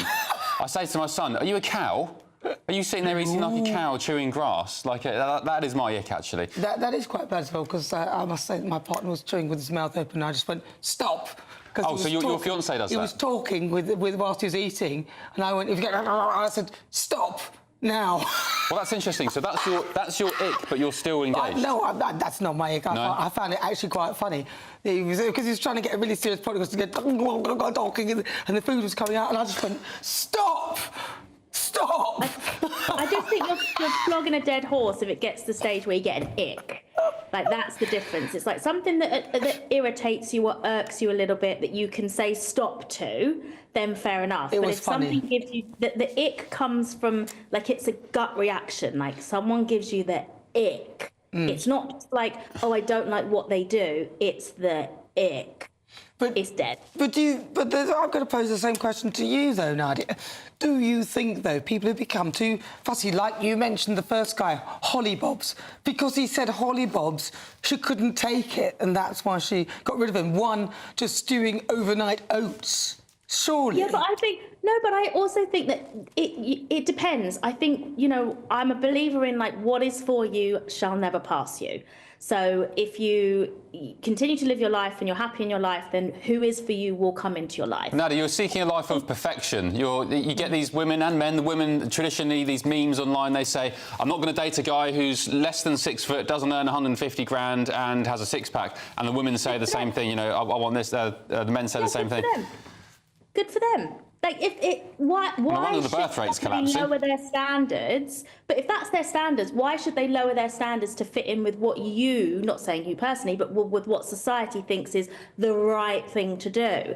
If you have a standard of living that you want to maintain or enhance, that's okay. I think, again, we get to the point. The problem is criticising people for knowing what they want and being brave enough to say, this is what I want. A man with over 6 foot at 100k. Go for it, Han. If you can find him, you're happy. Great. Can I just ask the two of you very briefly, Nadia, are you married? No. And Ray, are you?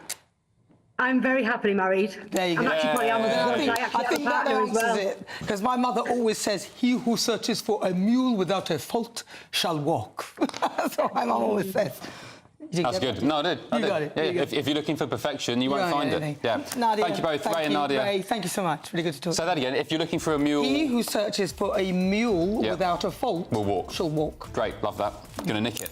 Yeah. Thank you, Mama Aquia. And Mama Aquia. I'll bet she's buzzing about your engagement as well. She's so pleased somebody's taken me on. Lovely. Thank God, she says. Right, still to come, major banking outage leaves many of you at home without access to your cash in your bank account. But first, if you're in search of some winter sun, here's the forecast for some top European holiday destinations.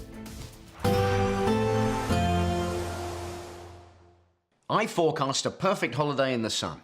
Weather looking good then? For sure, and no worries about our travel insurance. All Clear Travel Insurance sponsors GB News Travel Destinations forecast.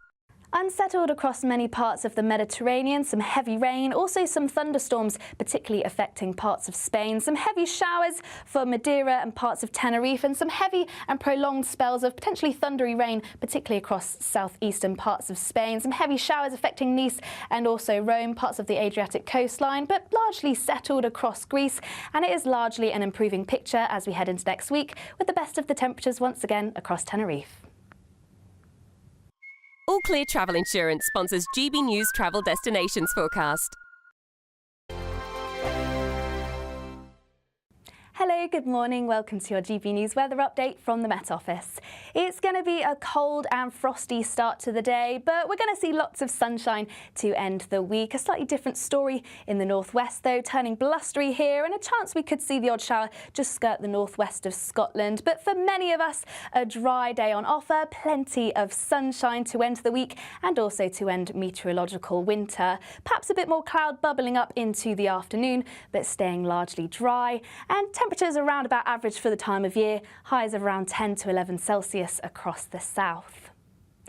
Then to finish off the day, we'll continue to see those winds increase across the far northwest of Scotland. A chance we could actually reach gale force in the very far northwest of Scotland in any exposed spots, and clouds spilling in here, and eventually we'll start to see outbreaks of rain move their way into western parts of Scotland through the course of the night. And similar across Northern Ireland, starting to turn a little bit cloudier here and a little bit blustery around coastal areas. But for many, it's going to be a clear end to the night.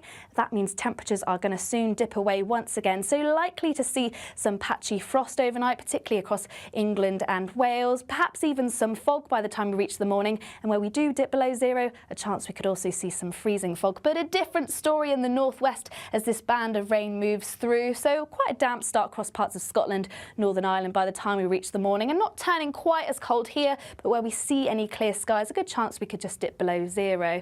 So once again, a chilly and cold start to Saturday. This frontal system will slowly try and edge its way southeastwards, largely just bringing in a band of cloud, any rain generally easing away, but a chance we could see some light drizzle across northern parts of England and Wales by the afternoon. But behind this, turning brighter, still a fair few showers here, and on the whole, another dry day with highs once again around 10 to 11 Celsius. Bye-bye. We're proud to be GB News, the People's Channel. And as you know, we always love to hear your views. Now, there's a new way of getting in touch with us at gbnews.com/yoursay. By commenting, you can be part of a live conversation and join our GB News community. You can even talk to me, Bev Turner, or any of the members of the GB News family. This is Britain's Newsroom, where your voice matters. It's just astonishing. With expert analysis and honest opinion, we don't just keep you informed. We bring you unique perspectives you won't see anywhere else. Can't argue with any of that. When the news happens, it happens here. On Britain's Newsroom, weekdays from 9:30 a.m. Only on GB News. Headliners on GB News, 11 p.m. every night. It's got 3 top comedians going through the next day's newspapers so you don't have to read them, which is great. That's a good point. He's lying. I mean, maybe he's not lying. That's Headliners every night from 11 p.m. and 5 a.m. as well on GB News, Britain's news channel.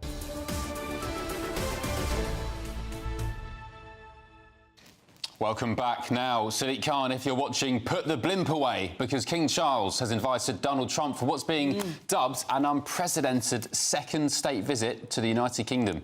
Our royal correspondent Cameron Walker joins us in the studio.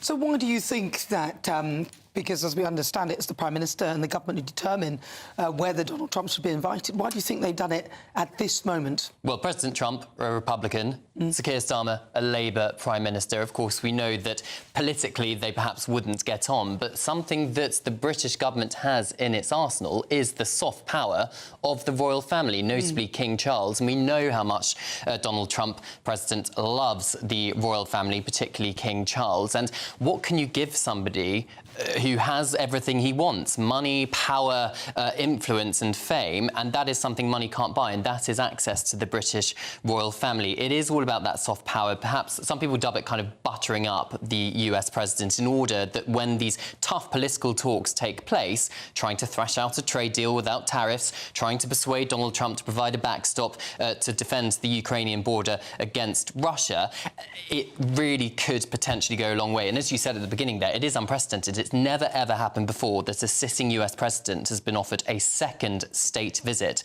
by the British monarch. So we understand that President Trump's going to be in Aberdeenshire this summer anyway to open his new golf course. So there's going to be a meeting at Balmoral Castle. Again, very unprecedented. The last US president to visit the Scottish castle was President Eisenhower in 1959. So they're really rolling out the red carpet for President Trump at the moment. Interesting. And, of course, it was the Labour government who, as you described it, Cameron, quite eloquently deployed the monarch. and the monarchy. Any thoughts on what they'll do when they're here? King Charles, I mean, there were some rumours that... I know he tries not to be political, maybe more so than other monarchs, King Charles, but how do you think he's going to get on with President Trump? Well, I think the one sticking point is going to be King Charles's view on the environment and climate change and working in harmony with nature, something that President Trump, as we know, are against. I suspect that will not come up very often. I think it will be very much what unites the two countries and perhaps also memories of the late Queen Elizabeth II. We know that President Trump really enjoyed his state visit here in his first term in office when Queen Elizabeth II was still on the throne. So I suspect that is going to come up. We think it's going to take place at Windsor Castle because Buckingham Palace, their West Wing, is being resurfaced, which is where all the big staterooms are placed. So Windsor Castle was mentioned by Trump yesterday within the letter, handwritten by King Charles. As to when it's going to take place, I'm told that it's when diaries allow, which means probably not this year. I suspect it'll be next year. Yeah, there'll be an informal meeting at Balmoral this summer where they'll talk about what they want to get out of a state visit, where it's going to take place, what President Trump wants to do with the King while he's here, and then I think it will be probably next year. And then, of course, we've heard that the President is going to invite another member of the royal family to the United States as well at some point, but we don't have any further details of that. All right, well, we can keep our eyes on that. So that letter, just remind me, that came at the start of their sit-down, didn't it, in the White House? Yeah, do you think... Of course it would. Political play by Keir Starmer, considering at the top of the letter it said private and confidential, and he just brandished it in front of all the cameras, and then President Trump opened it. I wonder if that's why the President was so kind of hospitable and not, non-frictional, because he didn't want to blow the state visit, maybe. Well, of course he wouldn't as well. Cameron, thank you very much. Cameron, really good to talk to you. Are you wondering? Wondering what? What have you been wondering what? The breaking news? The breaking news? I'm engaged. Congratulations. Congratulations. I'm very excited to hear all about it. But nobody knows who it is? We don't know who it is. Do we not? But we fixed the video of who Nana is engaged to, and yeah, take a look at this. So I have a surprise for you. Ta-da! Would you like to meet my fiancé? Bet you've been wondering who it is, right? Nobody has any idea. All right, here he is.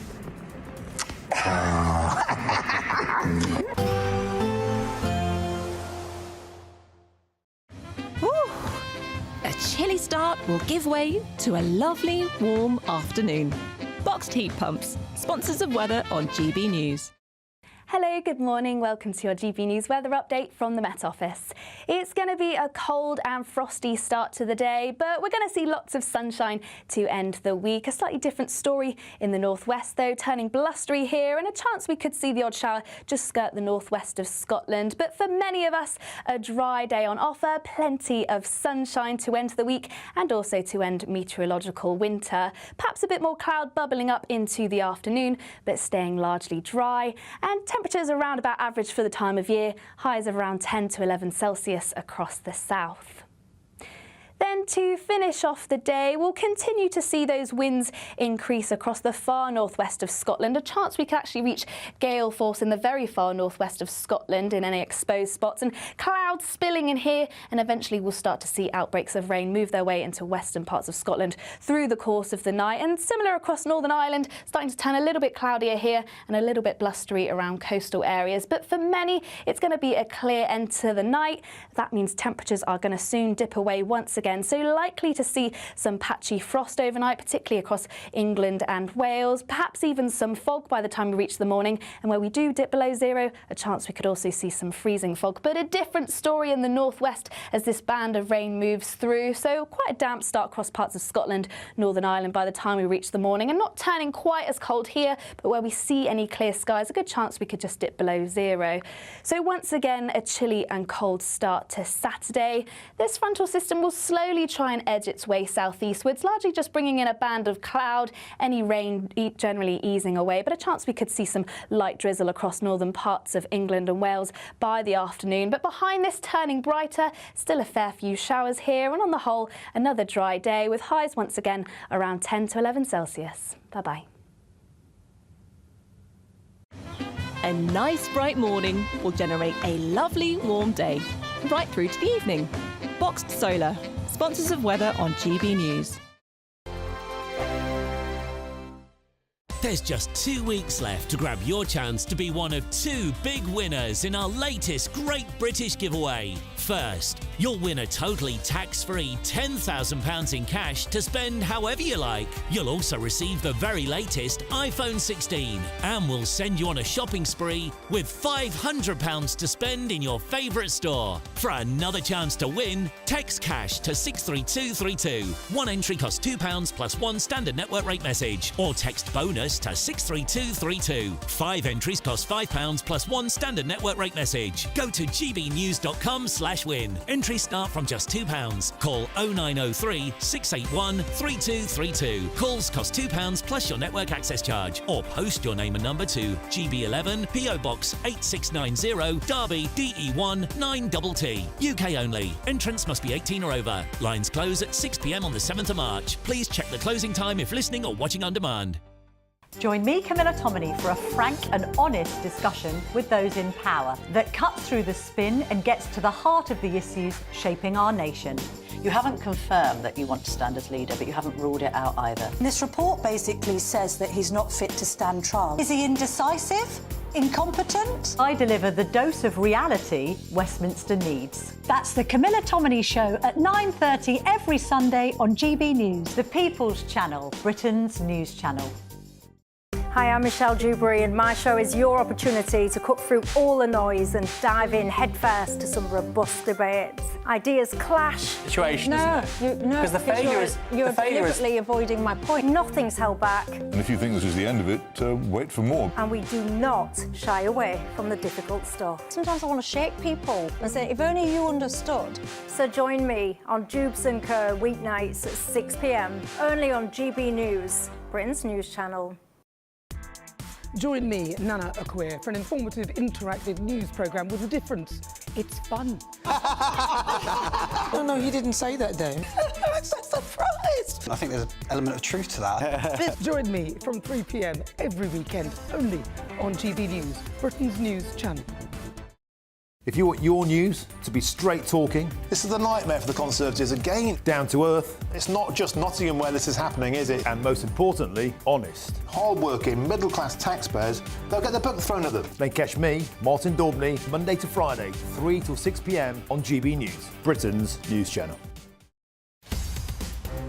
In the GB Newsroom, we bring you the news as it happens. With our team of dedicated journalists across the UK, we're ready to keep you up to date with what's happening every half an hour, every single day. Bulletins here on GB News, the People's Channel, Britain's news channel.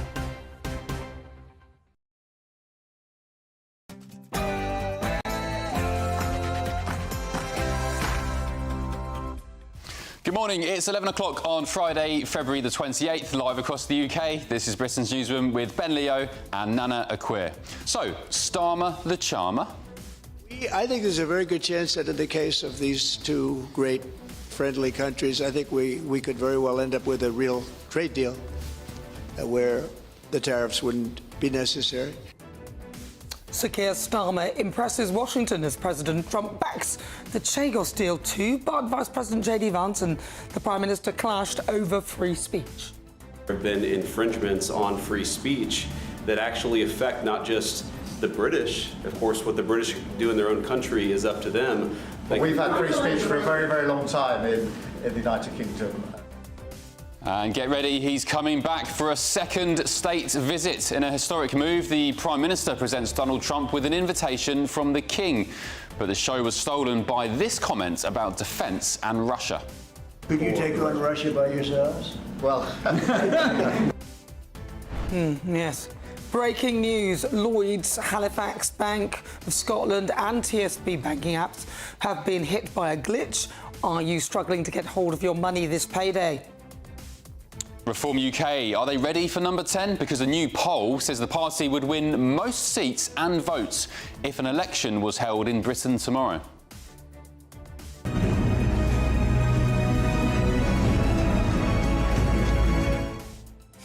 It's a knockout. Reform UK unveil former Olympic gold medalist boxer Luke Campbell as their candidate for the Hull and East Yorkshire mayoral election in May. Sentencing shake-up. Prisoners may have to earn their freedom instead of being automatically released 40% of the way through their sentence. Serious flaws. The BBC have apologised for the mistakes they made in their Gaza documentary, narrated by the son of a senior Hamas leader. Of course it was. Haphazard HS2, the high-speed rail route, has been slammed by MPs as an example of how not to run a project.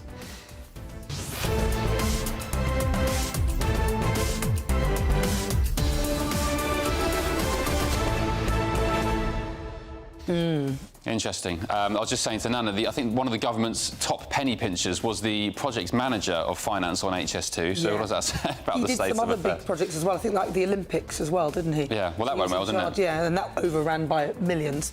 So, great guy for the job. Very good. Still looking at the BBC, though, the issue of the fact that they've apologised, but wondering whether the likes of Gary Lineker and all the other celebrities who backed this documentary and who had sympathy towards it are prepared to apologise and do the same thing. And, yeah, and by the way, what an extraordinary story. It rolls on and on. We now know that the BBC did pay that family, the son of the Hamas commander, or was it the nephew of the Hamas commander? Son, I think it is. They exchanged money. Was it licence fee money? It was a production company. I mean directly, indirectly at least, it was licence fee money. £400,000 it cost for this documentary so far. What a gaff. That's what they spent the money on, and the guy who exposed it, it took him all of 5 hours to work out that all the people in it were some of them actors, and also that this guy was the son of a minister. I did say what a gaff, but I mean, was it a gaff? Was it intentional? Was it incompetence? The BBC have apologised, of course, but as you said, we're still waiting for the likes of Gary Lineker to say, sorry, mea culpa. Well, there was loads of other celebrities as well. We'll list some of those, but send us your thoughts, post your comments, gbnews.com/your say. But first, let's get your latest news with Tatiana Sanchez.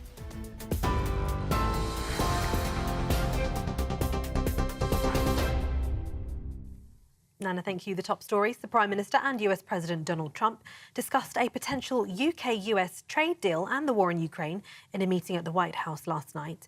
The President, who's set to impose a 25% import tax on UK steel in March, said if there was a trade deal, we could very well end up with a deal where the tariffs wouldn't be necessary.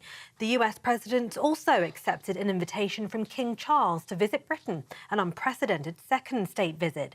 Usually correspondence written by the King is not made public, but Donald Trump held up the letter in the Oval Office. Health Secretary Wes Streeting praised the meeting.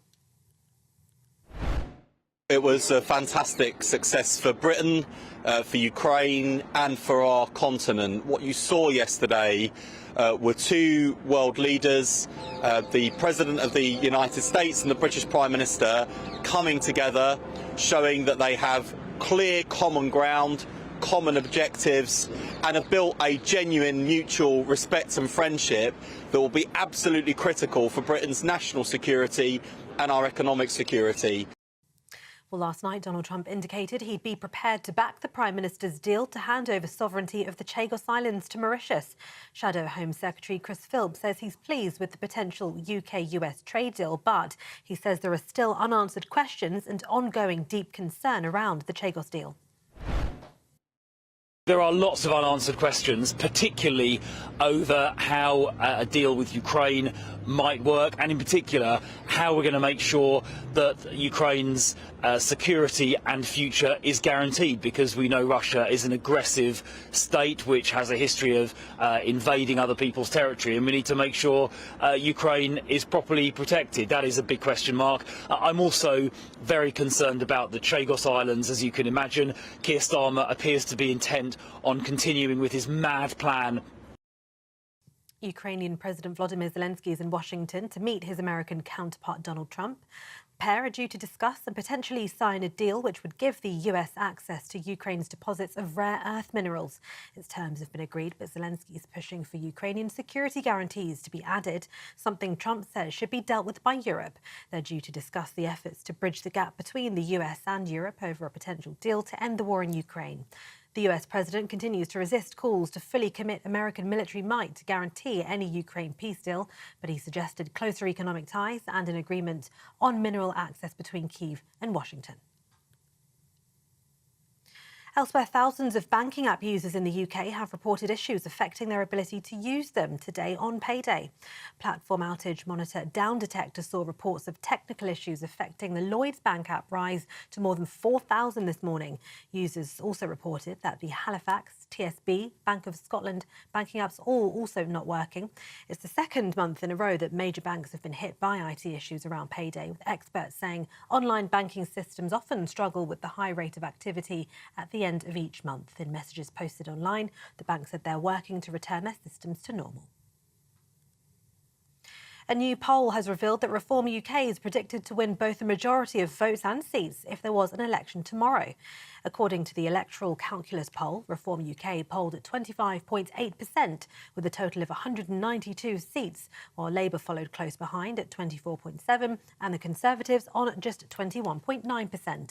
This all comes as Reform UK's candidate for Hull has been revealed as Olympic boxing champion Luke Campbell. The BBC has apologised for serious flaws in the making of a Gaza documentary starring a Hamas chief's son. The broadcaster says it had no plans to broadcast Gaza: How to Survive a War Zone again in its current form or return it to the iPlayer. The BBC Director General has asked for an independent review into the making of the documentary to be accelerated. And patients will be able to book more appointments online and request to see their usual doctor under a new contract agreed with England's GPs. The deal gives an extra £889 million a year to general practices and targets that ministers hope will mean doctors are freed up to see more patients. The Labour government has made manifesto promises to bring back family doctors and end the early morning phone scramble for appointments. Health Secretary Wes Streeting said GPs in England accepting new contract amendments is a breakthrough moment that's going to deliver real results for patients. And those are the latest headlines for now. More in half an hour.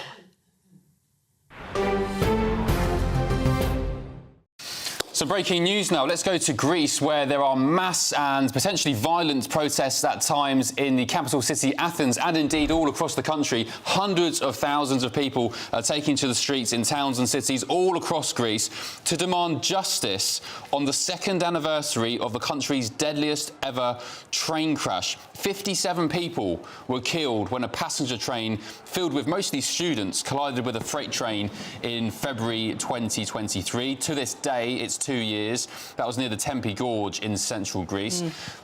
Protesters absolutely outraged that nothing has been done about it. There remains no inquiry. Safety gaps that caused the crash haven't been filled, and a judicial investigation remains unfinished. And quite crucially, nobody has been convicted in the accident. Well, people are saying that the Prime Minister, Kyriakos Mitsotakis, I hope I said that right. I haven't said that right. But he's actually in the line of fire for this one. The Prime Minister has warned that people against any violence ahead of the anniversary and warning that Greece will come to a standstill as the country is hit by mass protests. So big news at the moment if you're around that area, or maybe you're thinking of going to Greece right now. There are protests going on regarding that train crash which killed many people, and nothing has been done about it. Sounds a bit familiar to things that happen in this country when we have situations that go on, you know. Reminds me of Grenfell. If you're listening on radio now, we have some live pictures from Athens. There seems to be fireworks or flashbangs going off. Many people scattered around. There's smoke billowing from the square there in central Athens. Interestingly, the right-wing government was elected again after this deadly train crash 2 years ago. But Friday's protests reflecting mounting anger, I guess, over the disaster, where mistrust of government is commonplace. There were placards lining the streets of Athens today reading "A government of murderers," as police in riot gear struggle to contain the massive crowds. You can see on the screen now crowds building, and this is happening all over the country as well. Tens of thousands in Athens, reportedly hundreds of thousands across the country, and it's seeing... Very sad actually, because they've had lots of placards out there, and this one placard where was reading the words "I have no oxygen," and this was a slogan of the protest, echoing a woman's last words in a call to the emergency services. Many people also went to class dressed in black. Obviously, that's a symbol of mourning, and others held up black balloons. So it really is a big day. A lot of people are upset that the government haven't acted to help and fix the situation. But we will stay across this throughout the day and give you updates as and when. I think you made a good point, Nana, about holidays and flights to Greece, because all international and domestic flights have been grounded as air traffic controllers joined the likes of seafarers, train drivers, doctors, lawyers, teachers in a 24-hour strike to pay tribute to the victims of the crash. So it's not just rioters taking to the streets, it's workers who are also striking as well. Well, of course, workers in the travel sector too as well. I totally get that. But of course, back here in the UK, Lloyds, Halifax Bank and Bank of Scotland, and TSB banking apps, they're all down. If you're struggling to get hold of your money this payday, be warned. Be warned. So let's get more of this from technology expert Josh White. Josh, good morning. What's going on? It seems we're at the whim of these massive corporations and the technologies they adopt. What's happening? Well, it does seem a bit like that. For the second month in a row, we've got these apps from, so far we've heard Nationwide, First Direct, Lloyds, Halifax, TSB. Payments just aren't going through, and of course it's payday. You want to go out after work. You want to spend a bit of money this weekend. You want that pay, and it sounds like the system has just fallen over for the second month in a row. Pay hasn't come through this morning when people expect it. It sounds almost like someone's done it deliberately. Maybe. I mean, I'm very cynical, but it does beg the question. They're trying to get rid of cash. And if we kill cash, and of course there was a big thing here on GBNews with regard to it, then these sort of things leave you completely powerless. There has to be a way. Does this not mark, in your mind, the fact that banks really need to make sure that cash is always available? Well, there is, of course, cash does always need to be available. I think the other thing that it points to is that as shiny and fancy as your banking app might look, as wonderful as the online banking might seem when you log on and it looks flash, the systems behind all this aren't all that flash or new. You hear acronyms like BACS and CHAPS and even faster payments is 20 years old now. These are payment systems that are running on some old technology. It's like trying to run the latest game on your nana's computer. It's not going to work. There's more people, there's more money going through the system, there's more payments. Clearly something's going wrong at these banks. So you don't think there's any foul play? It doesn't look like it at this stage. I think because it's happened twice on payday. This is the busiest day of the month for payments, so there's a lot of things going through. It happens for a third time. Maybe we need to ask some questions. What have the banks said to do for customers? What's the advice they're dishing out? I mean, what should they do? Well, at the moment they say just sit tight. All the payments are in a queue. The systems are back up. They say the systems are back up now.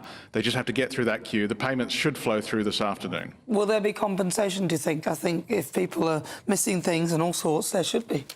Because if it was the other way around, they'd questions will be asked. I think people will need to ask some questions. Certainly, if if you've missed something or you're left out of pocket because of a delayed payment. But of course, the places like the Banking Ombudsman are there for this sort of thing.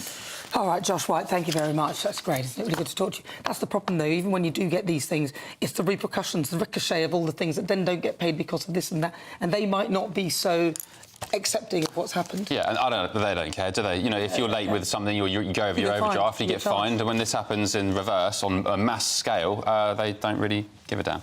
Anyway, a bombshell. I love that word. But this is bombshell. And it continues the theme of polling in recent months. A bombshell new poll has revealed that if there was an election tomorrow, Reform UK and Nigel Farage would come out on top. Well, if there was one tomorrow, though, I just think there's a slight fly in the ointment here. They don't have enough candidates. So if there was one tomorrow, then potentially they might do, but they need candidates. The electoral calculus poll puts Reform UK at nearly 26%, edging out Labour at just under 25%.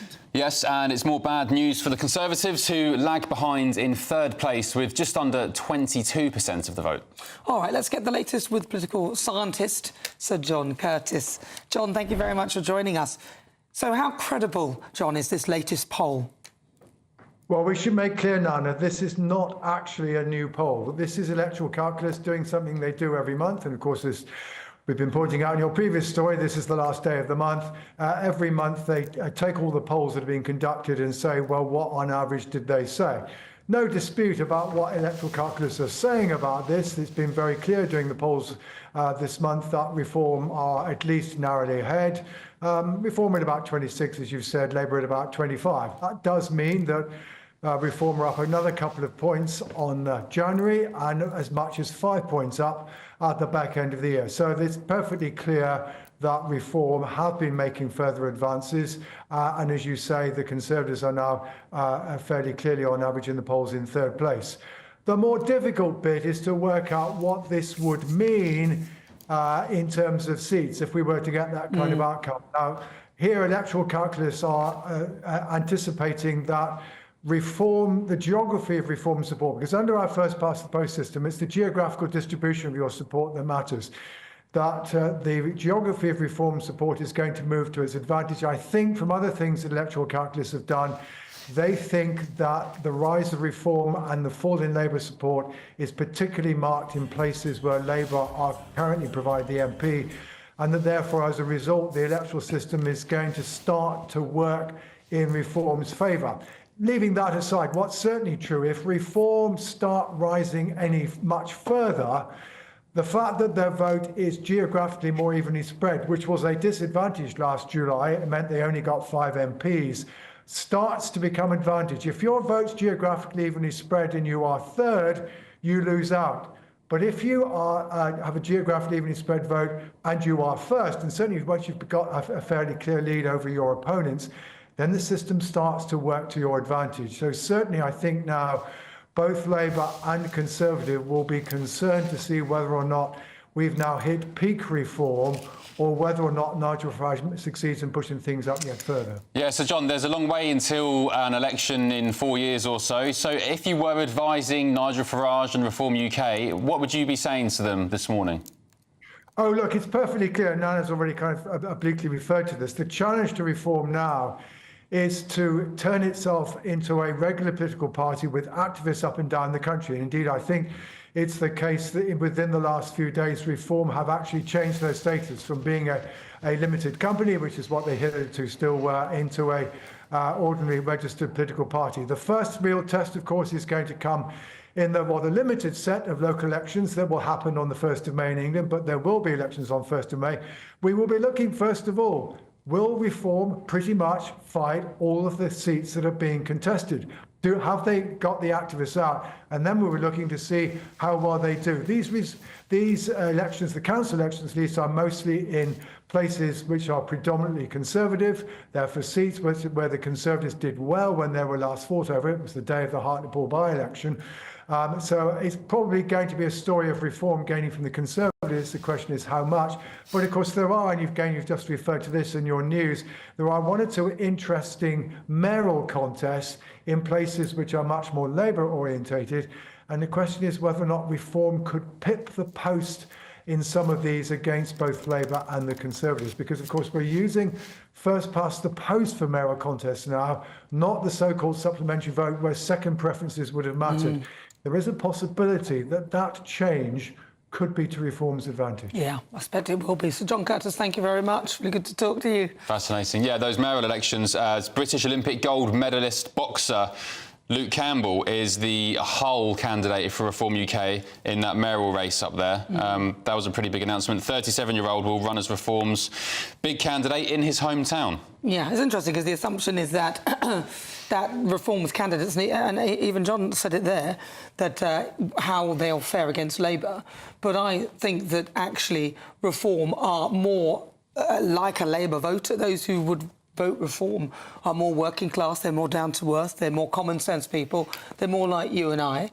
And I just think that that is probably more Reform's base, and they'll get a lot of that from the Conservative and the Labour vote. I'll take this opportunity to plug my own show. I went to Runcorn this week, where the potential by-election would have taken place if Mike Amesbury, the Labour MP who punched a constituent in the face, gave him a beating, actually.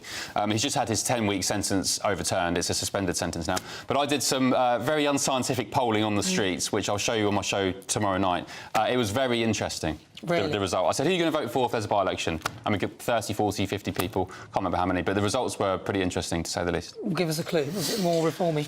The Tories were mentioned not once. The Greens were mentioned more than the Tories. Wow. As I said, not very scientific. It was only about 50 people, but there you go.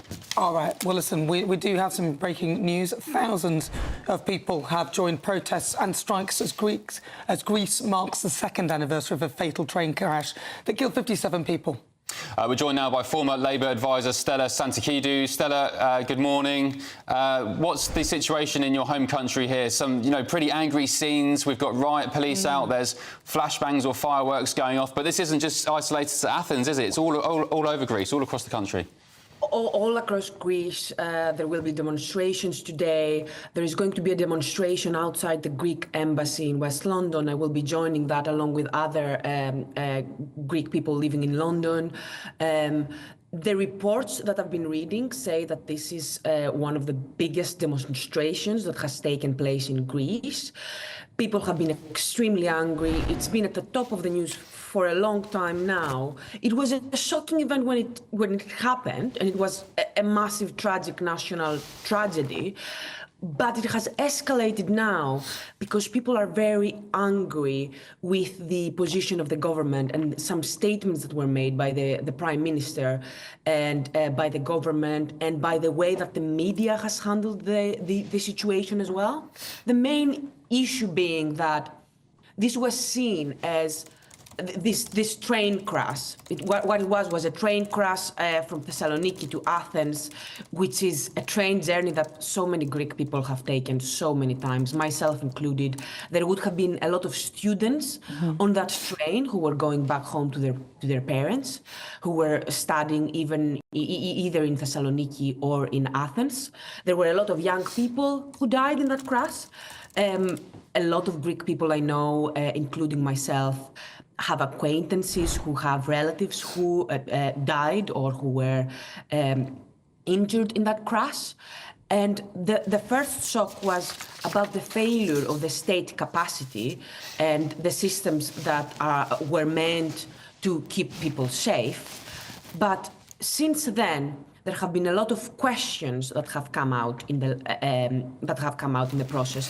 One of them was that we found out that shortly after the crash, there were some chemicals that were released in one part of the train, and there was a further fire that took place, and that's what killed the further 30 people who would have otherwise been saved. So there are a lot of questions. We don't know why these chemicals, these dangerous chemicals, were on that part of the train. Was it legal? Was it illegal? Who was the person checking for all of this? And people are very dissatisfied with the answers and the statements made by the government because they felt that they were being manipulated. It was seen as if the Prime Minister and the media were trying to make this into a very sad event, but people were also very angry. Yeah, indeed. Yeah, we can see those pictures now. Massive crowds. Here we go. These aren't live pictures. These were from earlier this morning. But police squaring off against rioters. Lots of smoke billowing out from the centre square there in Athens. Stella, just very briefly tell us about the situation with the strikes, because you've got seafarers, air traffic control, pilots, whoever else, all downing tools today and causing significant travel disruption as well. Yes, there has been an organised protest movement across Greece. There is a lot of dissatisfaction with the government. The government has taken a lot of unpopular decisions, and a lot of people see the tragedy of the train crash as a very good opportunity for the government to take attention away from all of the other problems that are going on with the economy and the dissatisfaction of people with how the government has been dealing with it. Specifically, there have been accusations that some of the ministers broke into tears at some point. Wow. And headlines that came out of that from the media was all about the sadness of the government and all of that. And people are saying, we don't care about, you are not going to waste, why are you wasting airtime talking about ministers breaking into tears, basically emotionally manipulating us, when all of these people are feeling like they are being mistreated. Stella, thank you. Faristo, appreciate your company this morning. All right, well, you can continue watching the Greek protest live on GB News. Scan the QR code on screen or go to the GB News YouTube channel. Yeah, if you don't know how to scan the QR code, just get your phone out, open up the camera, and as if you're taking a picture of the screen now in front of you, and there should be a small link that comes up. If it's an iPhone, it's yellow. So scan the camera and click the link, and that'll take you to GB News 2 for more of that coverage. All right, plenty more to come this morning. This is Britain's Newsroom on GB News.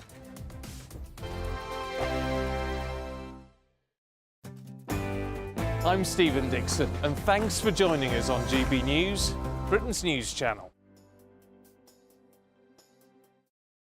We're proud to be GB News, the People's Channel, and as you know, we always love to hear your views. Now, there's a new way of getting in touch with us at gbnews.com/yoursay. By commenting, you can be part of a live conversation and join our GB News community. You can even talk to me, Bev Turner, or any of the members of the GB News family. GB News Breakfast, every day from 6 a.m. Basically, we know the people behind Bond are the Broccoli family. And for the last 30 years, Cubby Broccoli's daughter, Barbara, and her half-brother, Michael G. Wilson, have been looking after the franchise and done very well with it. When you think of what a great Bond Daniel Craig was. Yeah. Now, we haven't had a new movie for 4 years, and now it looks like Amazon are going to take over the helm, and apparently relations are strained between Barbara and Stephen and Amazon, which to me sounds like they've, even though it's their baby, they've been pushed aside. So they've decided to step back. So now this new guy, Jeff Bezos from Amazon, is asking you who you would like to be the next 007. One name in the papers is Tom Cruise. But he's American. But well, this is what worries me about Amazon having it, though. It's going to become really Americanised. Yeah, or very, very woke.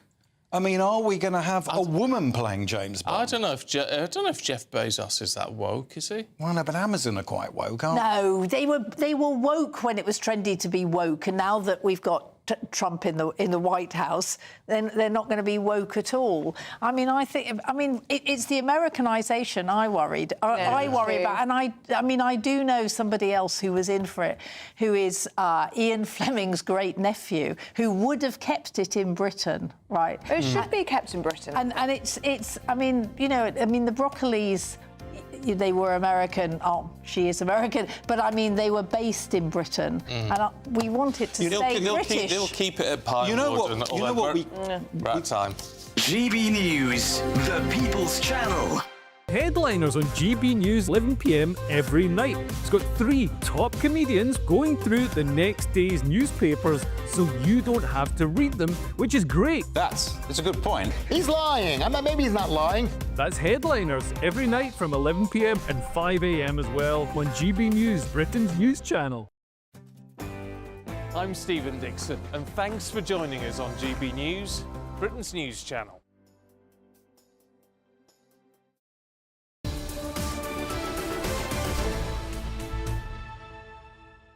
Welcome back. Sorry. Good morning. Ladies first. Right, well, joining us now, Emma Trimble and Andy Williams in the studio to run through some of the papers. Right, where should we go first? Emma Trimble, where do you want to go first? Well, there's this interesting story in today's Daily Mail about, this is a very light story, about the sorts of preferences that people have when looking for a house. They're not looking for space necessarily, but for things like fireplaces, sort of Victorian and Georgian features like high ceilings. Apparently people often come to regret going for this because of the maintenance costs, so I'm a bit disappointed that this is basically my list of things that I would be looking for as well.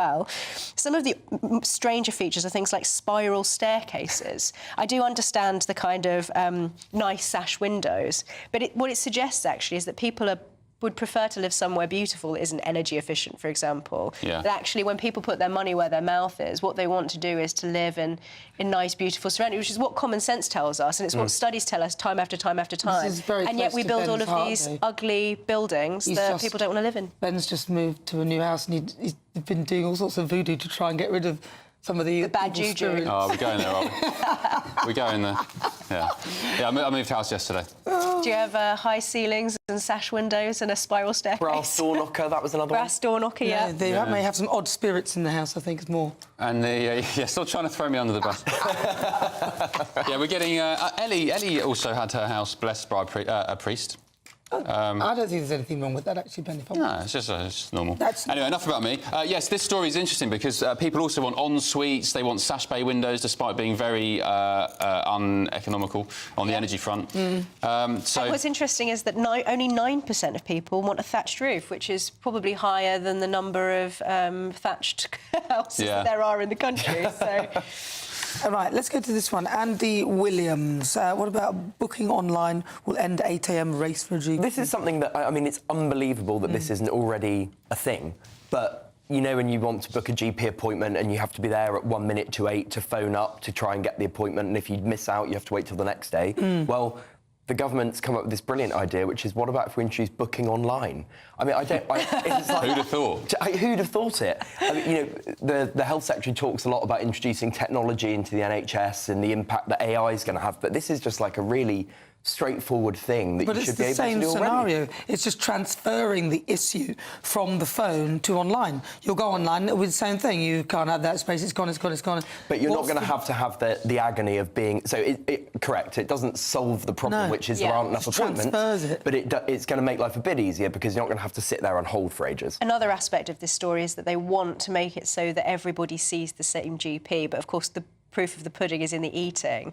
This is just another announcement. They're not really explaining how they're going to be able to do this. Wes Keating was talking about incentives, wasn't he? Yeah, and I mean, also, it's, you know, they're going to put, you know, 900 million towards this, which is an extraordinary sum. Maybe not in terms of overall funding on the NHS, but on the one hand, it's like, yes, of course, why don't we have an online booking system? It seems like a no-brainer. But on the other hand, you know, particularly for the elderly, they should be able to call up. They shouldn't have to go online. You shouldn't have to have Wi-Fi or the internet in order to be able to book an appointment. You should also be able to just turn up at the you know, doctor's surgery and book an appointment in person if you want to. I remember the days of the family doctor. Everybody knew him. He knew our family well. He'd come out to your house even. I remember being 3 or 4 and I had croup or whooping cough or something. No. Anyway, he came around in the middle of the night and white-boxed the bathroom with a kettle. That seemed to do the trick for some reason. Aww. Anyway, guys, stay with us. Emma and Andy, we're going to be going through some more stories in just a second. You're not going away if I have my way. And let's get your news headlines with Tatiana Sanchez.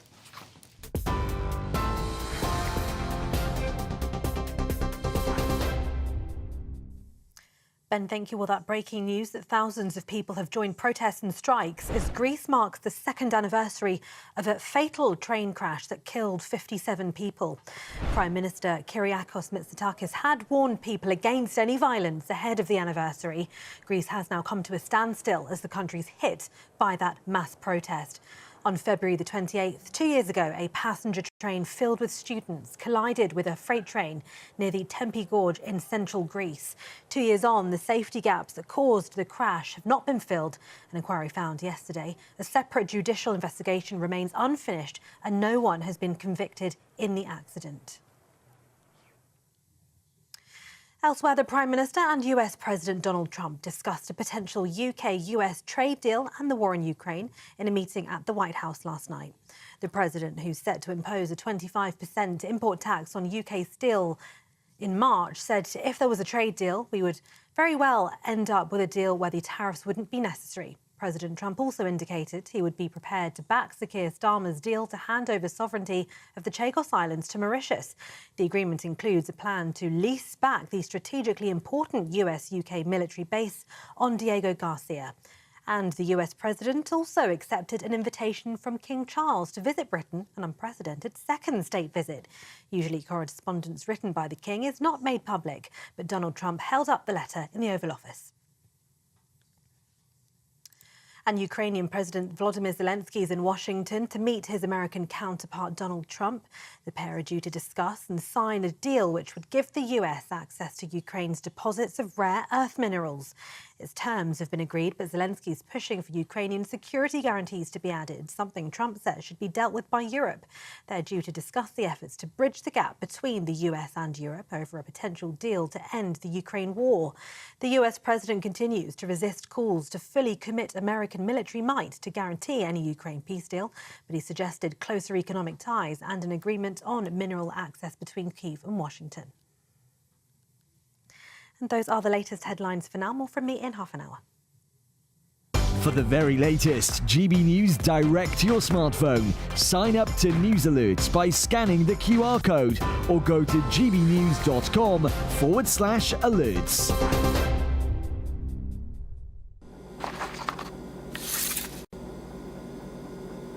Crash Law 24 sponsors the GB News Finance Report.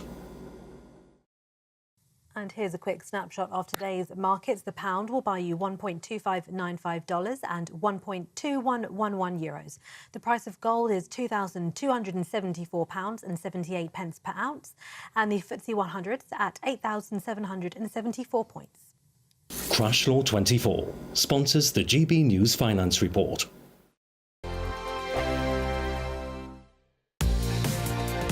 Mornings don't have to be tiresome, especially if you have the right company. Wake up to news as it happens, opinion and debate, and of course, a little bit of entertainment too. Because when the kettle's on, we're on. That's Breakfast on GB News, a show worth waking up for. Every morning from 6 a.m. Only on the People's Channel, Britain's news channel. We'll spread the news, you spread the word.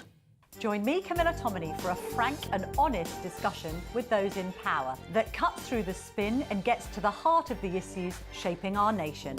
You haven't confirmed that you want to stand as leader, but you haven't ruled it out either. This report basically says that he's not fit to stand trial. Is he indecisive? Incompetent? I deliver the dose of reality Westminster needs. That's the Camilla Tominey Show at 9:30 every Sunday on GB News. The People's Channel, Britain's news channel. I'm Christopher Hope. From pop stars to politicians, I'll interview anybody in a pub who's got a political opinion. Join me every Friday on Spotify, Apple Podcasts, YouTube or gbnews.com, or wherever you get your podcasts. This is GB News, the People's Channel.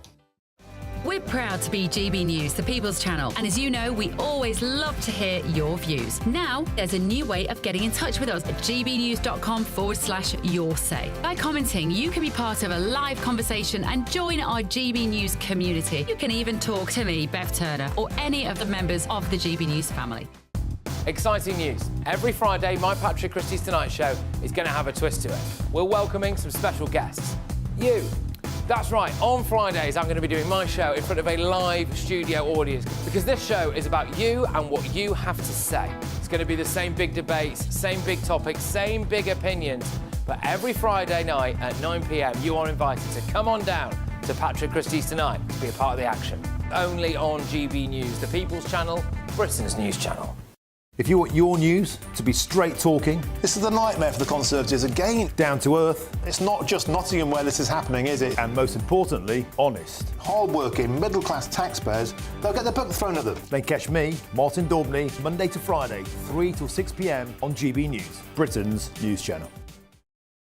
Hi, I'm Michelle Dewberry, and my show is your opportunity to cut through all the noise and dive in headfirst to some robust debates. Ideas clash. Situation, isn't it? No, because the failure is you're deliberately avoiding my point. Nothing's held back. And if you think this is the end of it, wait for more. And we do not shy away from the difficult stuff. Sometimes I want to shake people and say, if only you understood. So join me on Jubes & Co. weeknights at 6 p.m. only on GB News, Britain's news channel.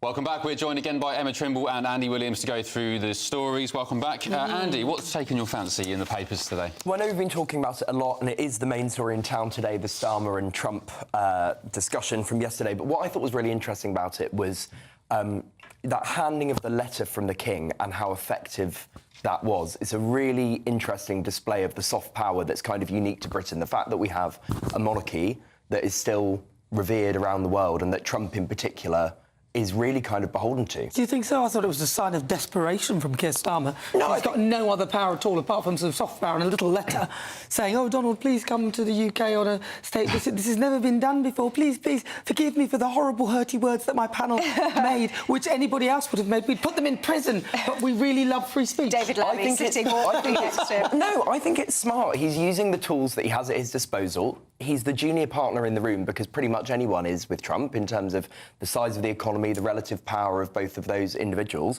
I just think it was a clever thing to do. Unfortunately, he doesn't really have the social graces to pull off that kind of soft diplomacy in an elegant way. Everybody's been talking about how much of a great success this was, how pally they are. I feel like I was watching something completely different because it was profoundly awkward. I mean, yes, I agree with you about the role of the monarchy. I think the handwritten letter was a very nice touch. I think Donald Trump has greater respect for Great Britain than he does for Keir Starmer, and maybe some of that rubs off by proxy on his relationship with Starmer. But I thought the way that he was interacting with Trump, I mean, that even the way that I was saying to Andy off air, that, you know, it seemed like the way he handed it to Trump, it was like he was handing over, he was like a schoolboy handing over his homework to a teacher that he really wants to impress, and then the teacher says, "Oh, well, should I read this right now in front of the class?" I agree with you. Everything about it was just really excruciatingly uncomfortable. So it's strange to see people sort of praising him, saying he's sort of managed to overcome his awkwardness, and even his you know, touching Trump and being a bit more tactile seemed very forced and affected. He's not a natural, and nobody would say he's natural. But I think now he's saying no, but I do think he came across as professional, as statesmanlike, as serious. And those are all really good things. I actually think he came across as insecure. And, you know, I was watching it and thinking, we are Great Britain. And he's sort of going, you know, almost grovelling. I mean, it seemed as if he was sort of beneath the stature of where we should be as a nation. I agree with Emma. I wholeheartedly agree with her. And I think the platitudes that he said with regard to Chagos were just a way of keeping the peace for now, but he can twist and turn in the other direction. And there was no sincerity to it at all. And the final quip about Russia, will you take Russia on your own then, was the final... You're nothing. Oh, that was bad. You're nothing. Well, there's no sincerity to Trump at all. I mean, he's not a serious person. My belief is that all Donald Trump cares about is Donald Trump, and not even about America. I think he just cares about himself. And therefore, he's no different to any other politician. Why would you put yourself in that position where you almost get assassinated? If you didn't care about America, he doesn't need the money. He can be playing golf day and day out. I'm not saying this because I'm some massive Trump fan. I do like Trump, but from a logical perspective, why would he put himself in that position when he doesn't need to? Obvious ego, 100%. In the first line of Donald Trump's victory is that he was president of the United States for 2 terms. And he's done it, fair play to him. Could it not be that he loves his country and can't see it, he doesn't want to see it going to hell in a handcart? He's made some excellent decisions, especially the border decisions with Mexico, the tariffs. Obviously, neither of us know what's going on in his head, but my view is he cares about himself. I don't think he cares about America. I think he cares about Donald Trump and Donald Trump's legacy. Well, if that's the case, then he wouldn't put himself in the line of 5. He only thinks about himself. That's what I think. Andy Williams, Emma Trimble, really good to talk to you both. Thank you very much. Thanks both. Very interesting comment from someone on your say. You said the Greek protest, this is from KK, the Greek protest on the anniversary of the train crash that killed 57. If it was going on here, Keir Starmer would be calling them far right and the police would be heavy-handed. I have to say, good point. And talking of the Greece protests, lots of flights, international and domestic, have been down today, ferries as well in Greece. So who better to speak to than the one Simon Calder, the travel journalist from The Independent, who's going to have the update on what's going on in Greece and, of course, this new HS2 report as well. Oh, you're here. Hello, Simon. You're always from such a beautiful setting or scenario. Where are you today? Yes, good morning from Tropea in southern Italy. It's very close to the toe of Italy. Just over there is beautiful Sicily. And yes, I'm enjoying travelling by train on the very good land network that the Italian Railways provides. So, yeah, it's an interesting couple of stories that you're picking. So if I can just talk about what's happening in Athens, in particular, Athens Airport, which of course is the absolute hub for southeastern Europe, that appears to have been closed for most of the day. Lots of diversions. I'm actually chasing a British Airways diversion due out at 7 o'clock this morning to Athens. It was due to touch down maybe an hour or so ago, and it appears to be in Manchester. I don't know. That's going northeast, not northwest, not southeast. So I'm trying to find out what's happening there. But we do know that the Manchester to Athens flight on EasyJet was cancelled. If you're transferring in Paris, Air France have cancelled their flights. And yes, as you say, lots of problems with ferries in Greece. And that reflects the extreme anger about this terrible tragedy 2 years ago, in which so many people died as what appears to be organisation and governmental failures, I'm so sorry to say. Simon, so what happens today then if you're a Brit heading to an airport, Gatwick, Heathrow, Manchester, wherever, if you're due to go on holiday, what's your advice to holidaymakers? Well, it's a really difficult one. I mean, luckily, the rules are very clear. If your flight is cancelled for any reason at all, and of course, this is way beyond the competence of the airlines, then they have to get you there as soon as possible. We're at a very off-season time, at back end of February, it's past half-term and so on. So there will be ways of getting in. And meanwhile, if, for instance, you're in Athens trying to get back, well, the good news is that your airline has to put you up for the night, feed you and look after you in general until you get back to the UK. So it's a very messy situation. And clearly, if you're in Athens and you're seeing protests, well, whenever there's a big protest and demonstration abroad, I think walking swiftly in the opposite direction is always a good idea. All right, Simon, thank you very much. Always good to hear your advice. So if you are heading towards Greece, do check before you leave. That is, of course, Simon Calder, a travel expert. And you can continue watching the Greek protests live now on GBN2. Scan the QR code on the screen or go to the GB News YouTube channel where you can find all the updates there. Okie dokie, it's the moment you've all been waiting for, haven't you? Nana Akua has been she got engaged. I did, yes. To her dream man. But who is that man? Who is it? Is it Gary Lineker? BBC man Gary Lineker? Is it maybe Ben Habib, the former Reform UK pioneer? All will be revealed in just a tick.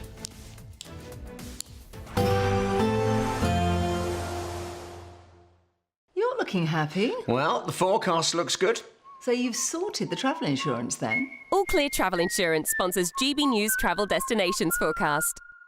Unsettled across many parts of the Mediterranean, some heavy rain, also some thunderstorms, particularly affecting parts of Spain. Some heavy showers for Madeira and parts of Tenerife, and some heavy and prolonged spells of potentially thundery rain, particularly across southeastern parts of Spain. Some heavy showers affecting Nice and also Rome, parts of the Adriatic coastline, but largely settled across Greece. And it is largely an improving picture as we head into next week, with the best of the temperatures once again across Tenerife. All Clear Travel Insurance sponsors GB News Travel Destinations Forecast. Hello there, good morning. Welcome to your GB News weather update from the Met Office. It was a chilly but bright start this morning, some fog in places, but through the course of the day we'll see plenty of sunshine, turning a little bit cloudier across the northwest though, and a bit windier at times too as this frontal system moves through. But overall through the day we've got high pressure building, which means lots of sunny spells, lots of dry weather around too. Any fog generally clearing away through the morning. That was largely confined to central parts of the UK, allowing plenty of sunny spells to build through, but that sunshine turning a little bit hazier at times across the far northwest, just as this next frontal system tries to edit its way in later on through the day. But lots of dry weather and temperatures around about where they should be for the time of year. Highs of around 10 to 11 Celsius across parts of the south.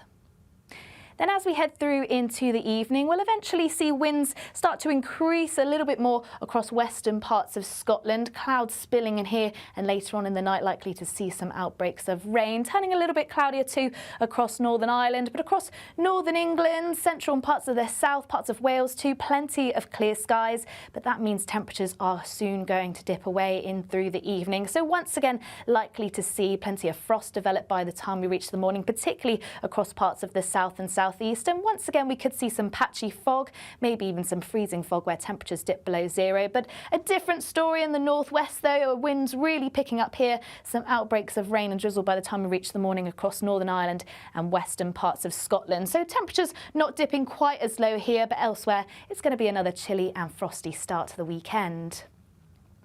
Then through the course of the day, once again, there's going to be plenty of dry and bright weather around. It should stay largely dry across parts of the south, though any sunshine turning rather hazy with a build of high cloud, and brightening up later across Scotland, though we could see the odd patch of light rain and drizzle across northern parts of England, and temperatures once again around about average. Headliners on GB News 11 PM every night. It's got 3 top comedians going through the next day's newspapers so you don't have to read them, which is great. That's a good point. He's lying. I mean, maybe he's not lying. That's Headliners every night from 11 PM and 5 AM as well on GB News, Britain's news channel. Join me, Nana Akweer, for an informative, interactive news programme with a difference. It's fun. No, he didn't say that, Dave. I'm so surprised. I think there's an element of truth to that. Join me from 3 PM every weekend, only on GB News, Britain's news channel.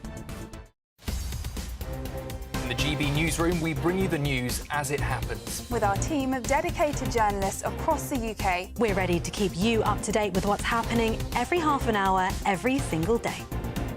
Bulletins here on GB News, the People's Channel, Britain's news channel.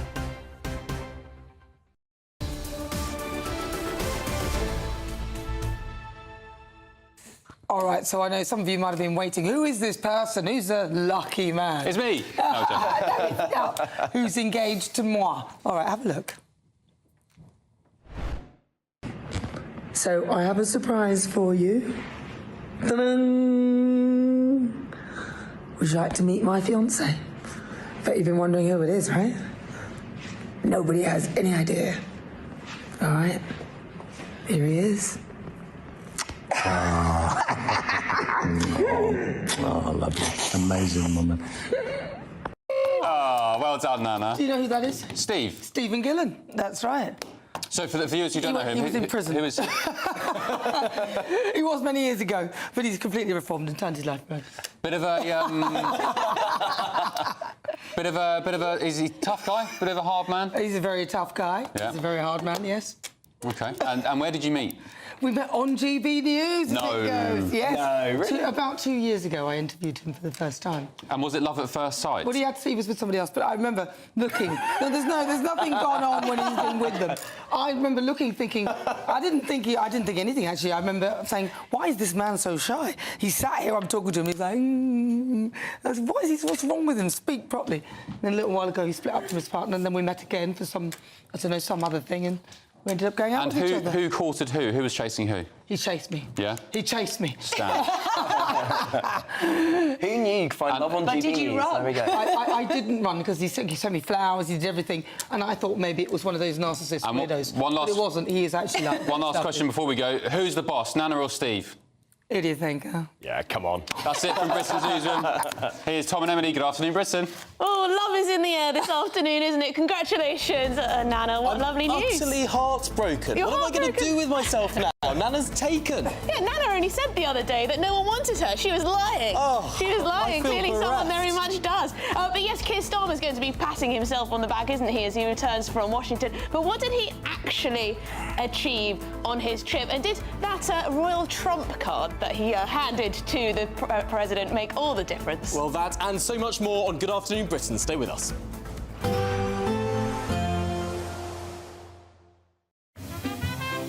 Heavy showers first thing will be followed by a warm, cosy day.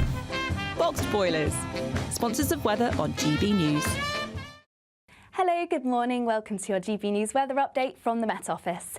It's going to be a cold and frosty start to the day, but we're going to see lots of sunshine to end the week. A slightly different story in the northwest, though, turning blustery here, and a chance we could see the odd shower just skirt the northwest of Scotland. But for many of us, a dry day on offer, plenty of sunshine to end the week and also to end meteorological winter. Perhaps a bit more cloud bubbling up into the afternoon, but staying largely dry, and temperatures around about average for the time of year, highs of around 10 to 11 Celsius across the south.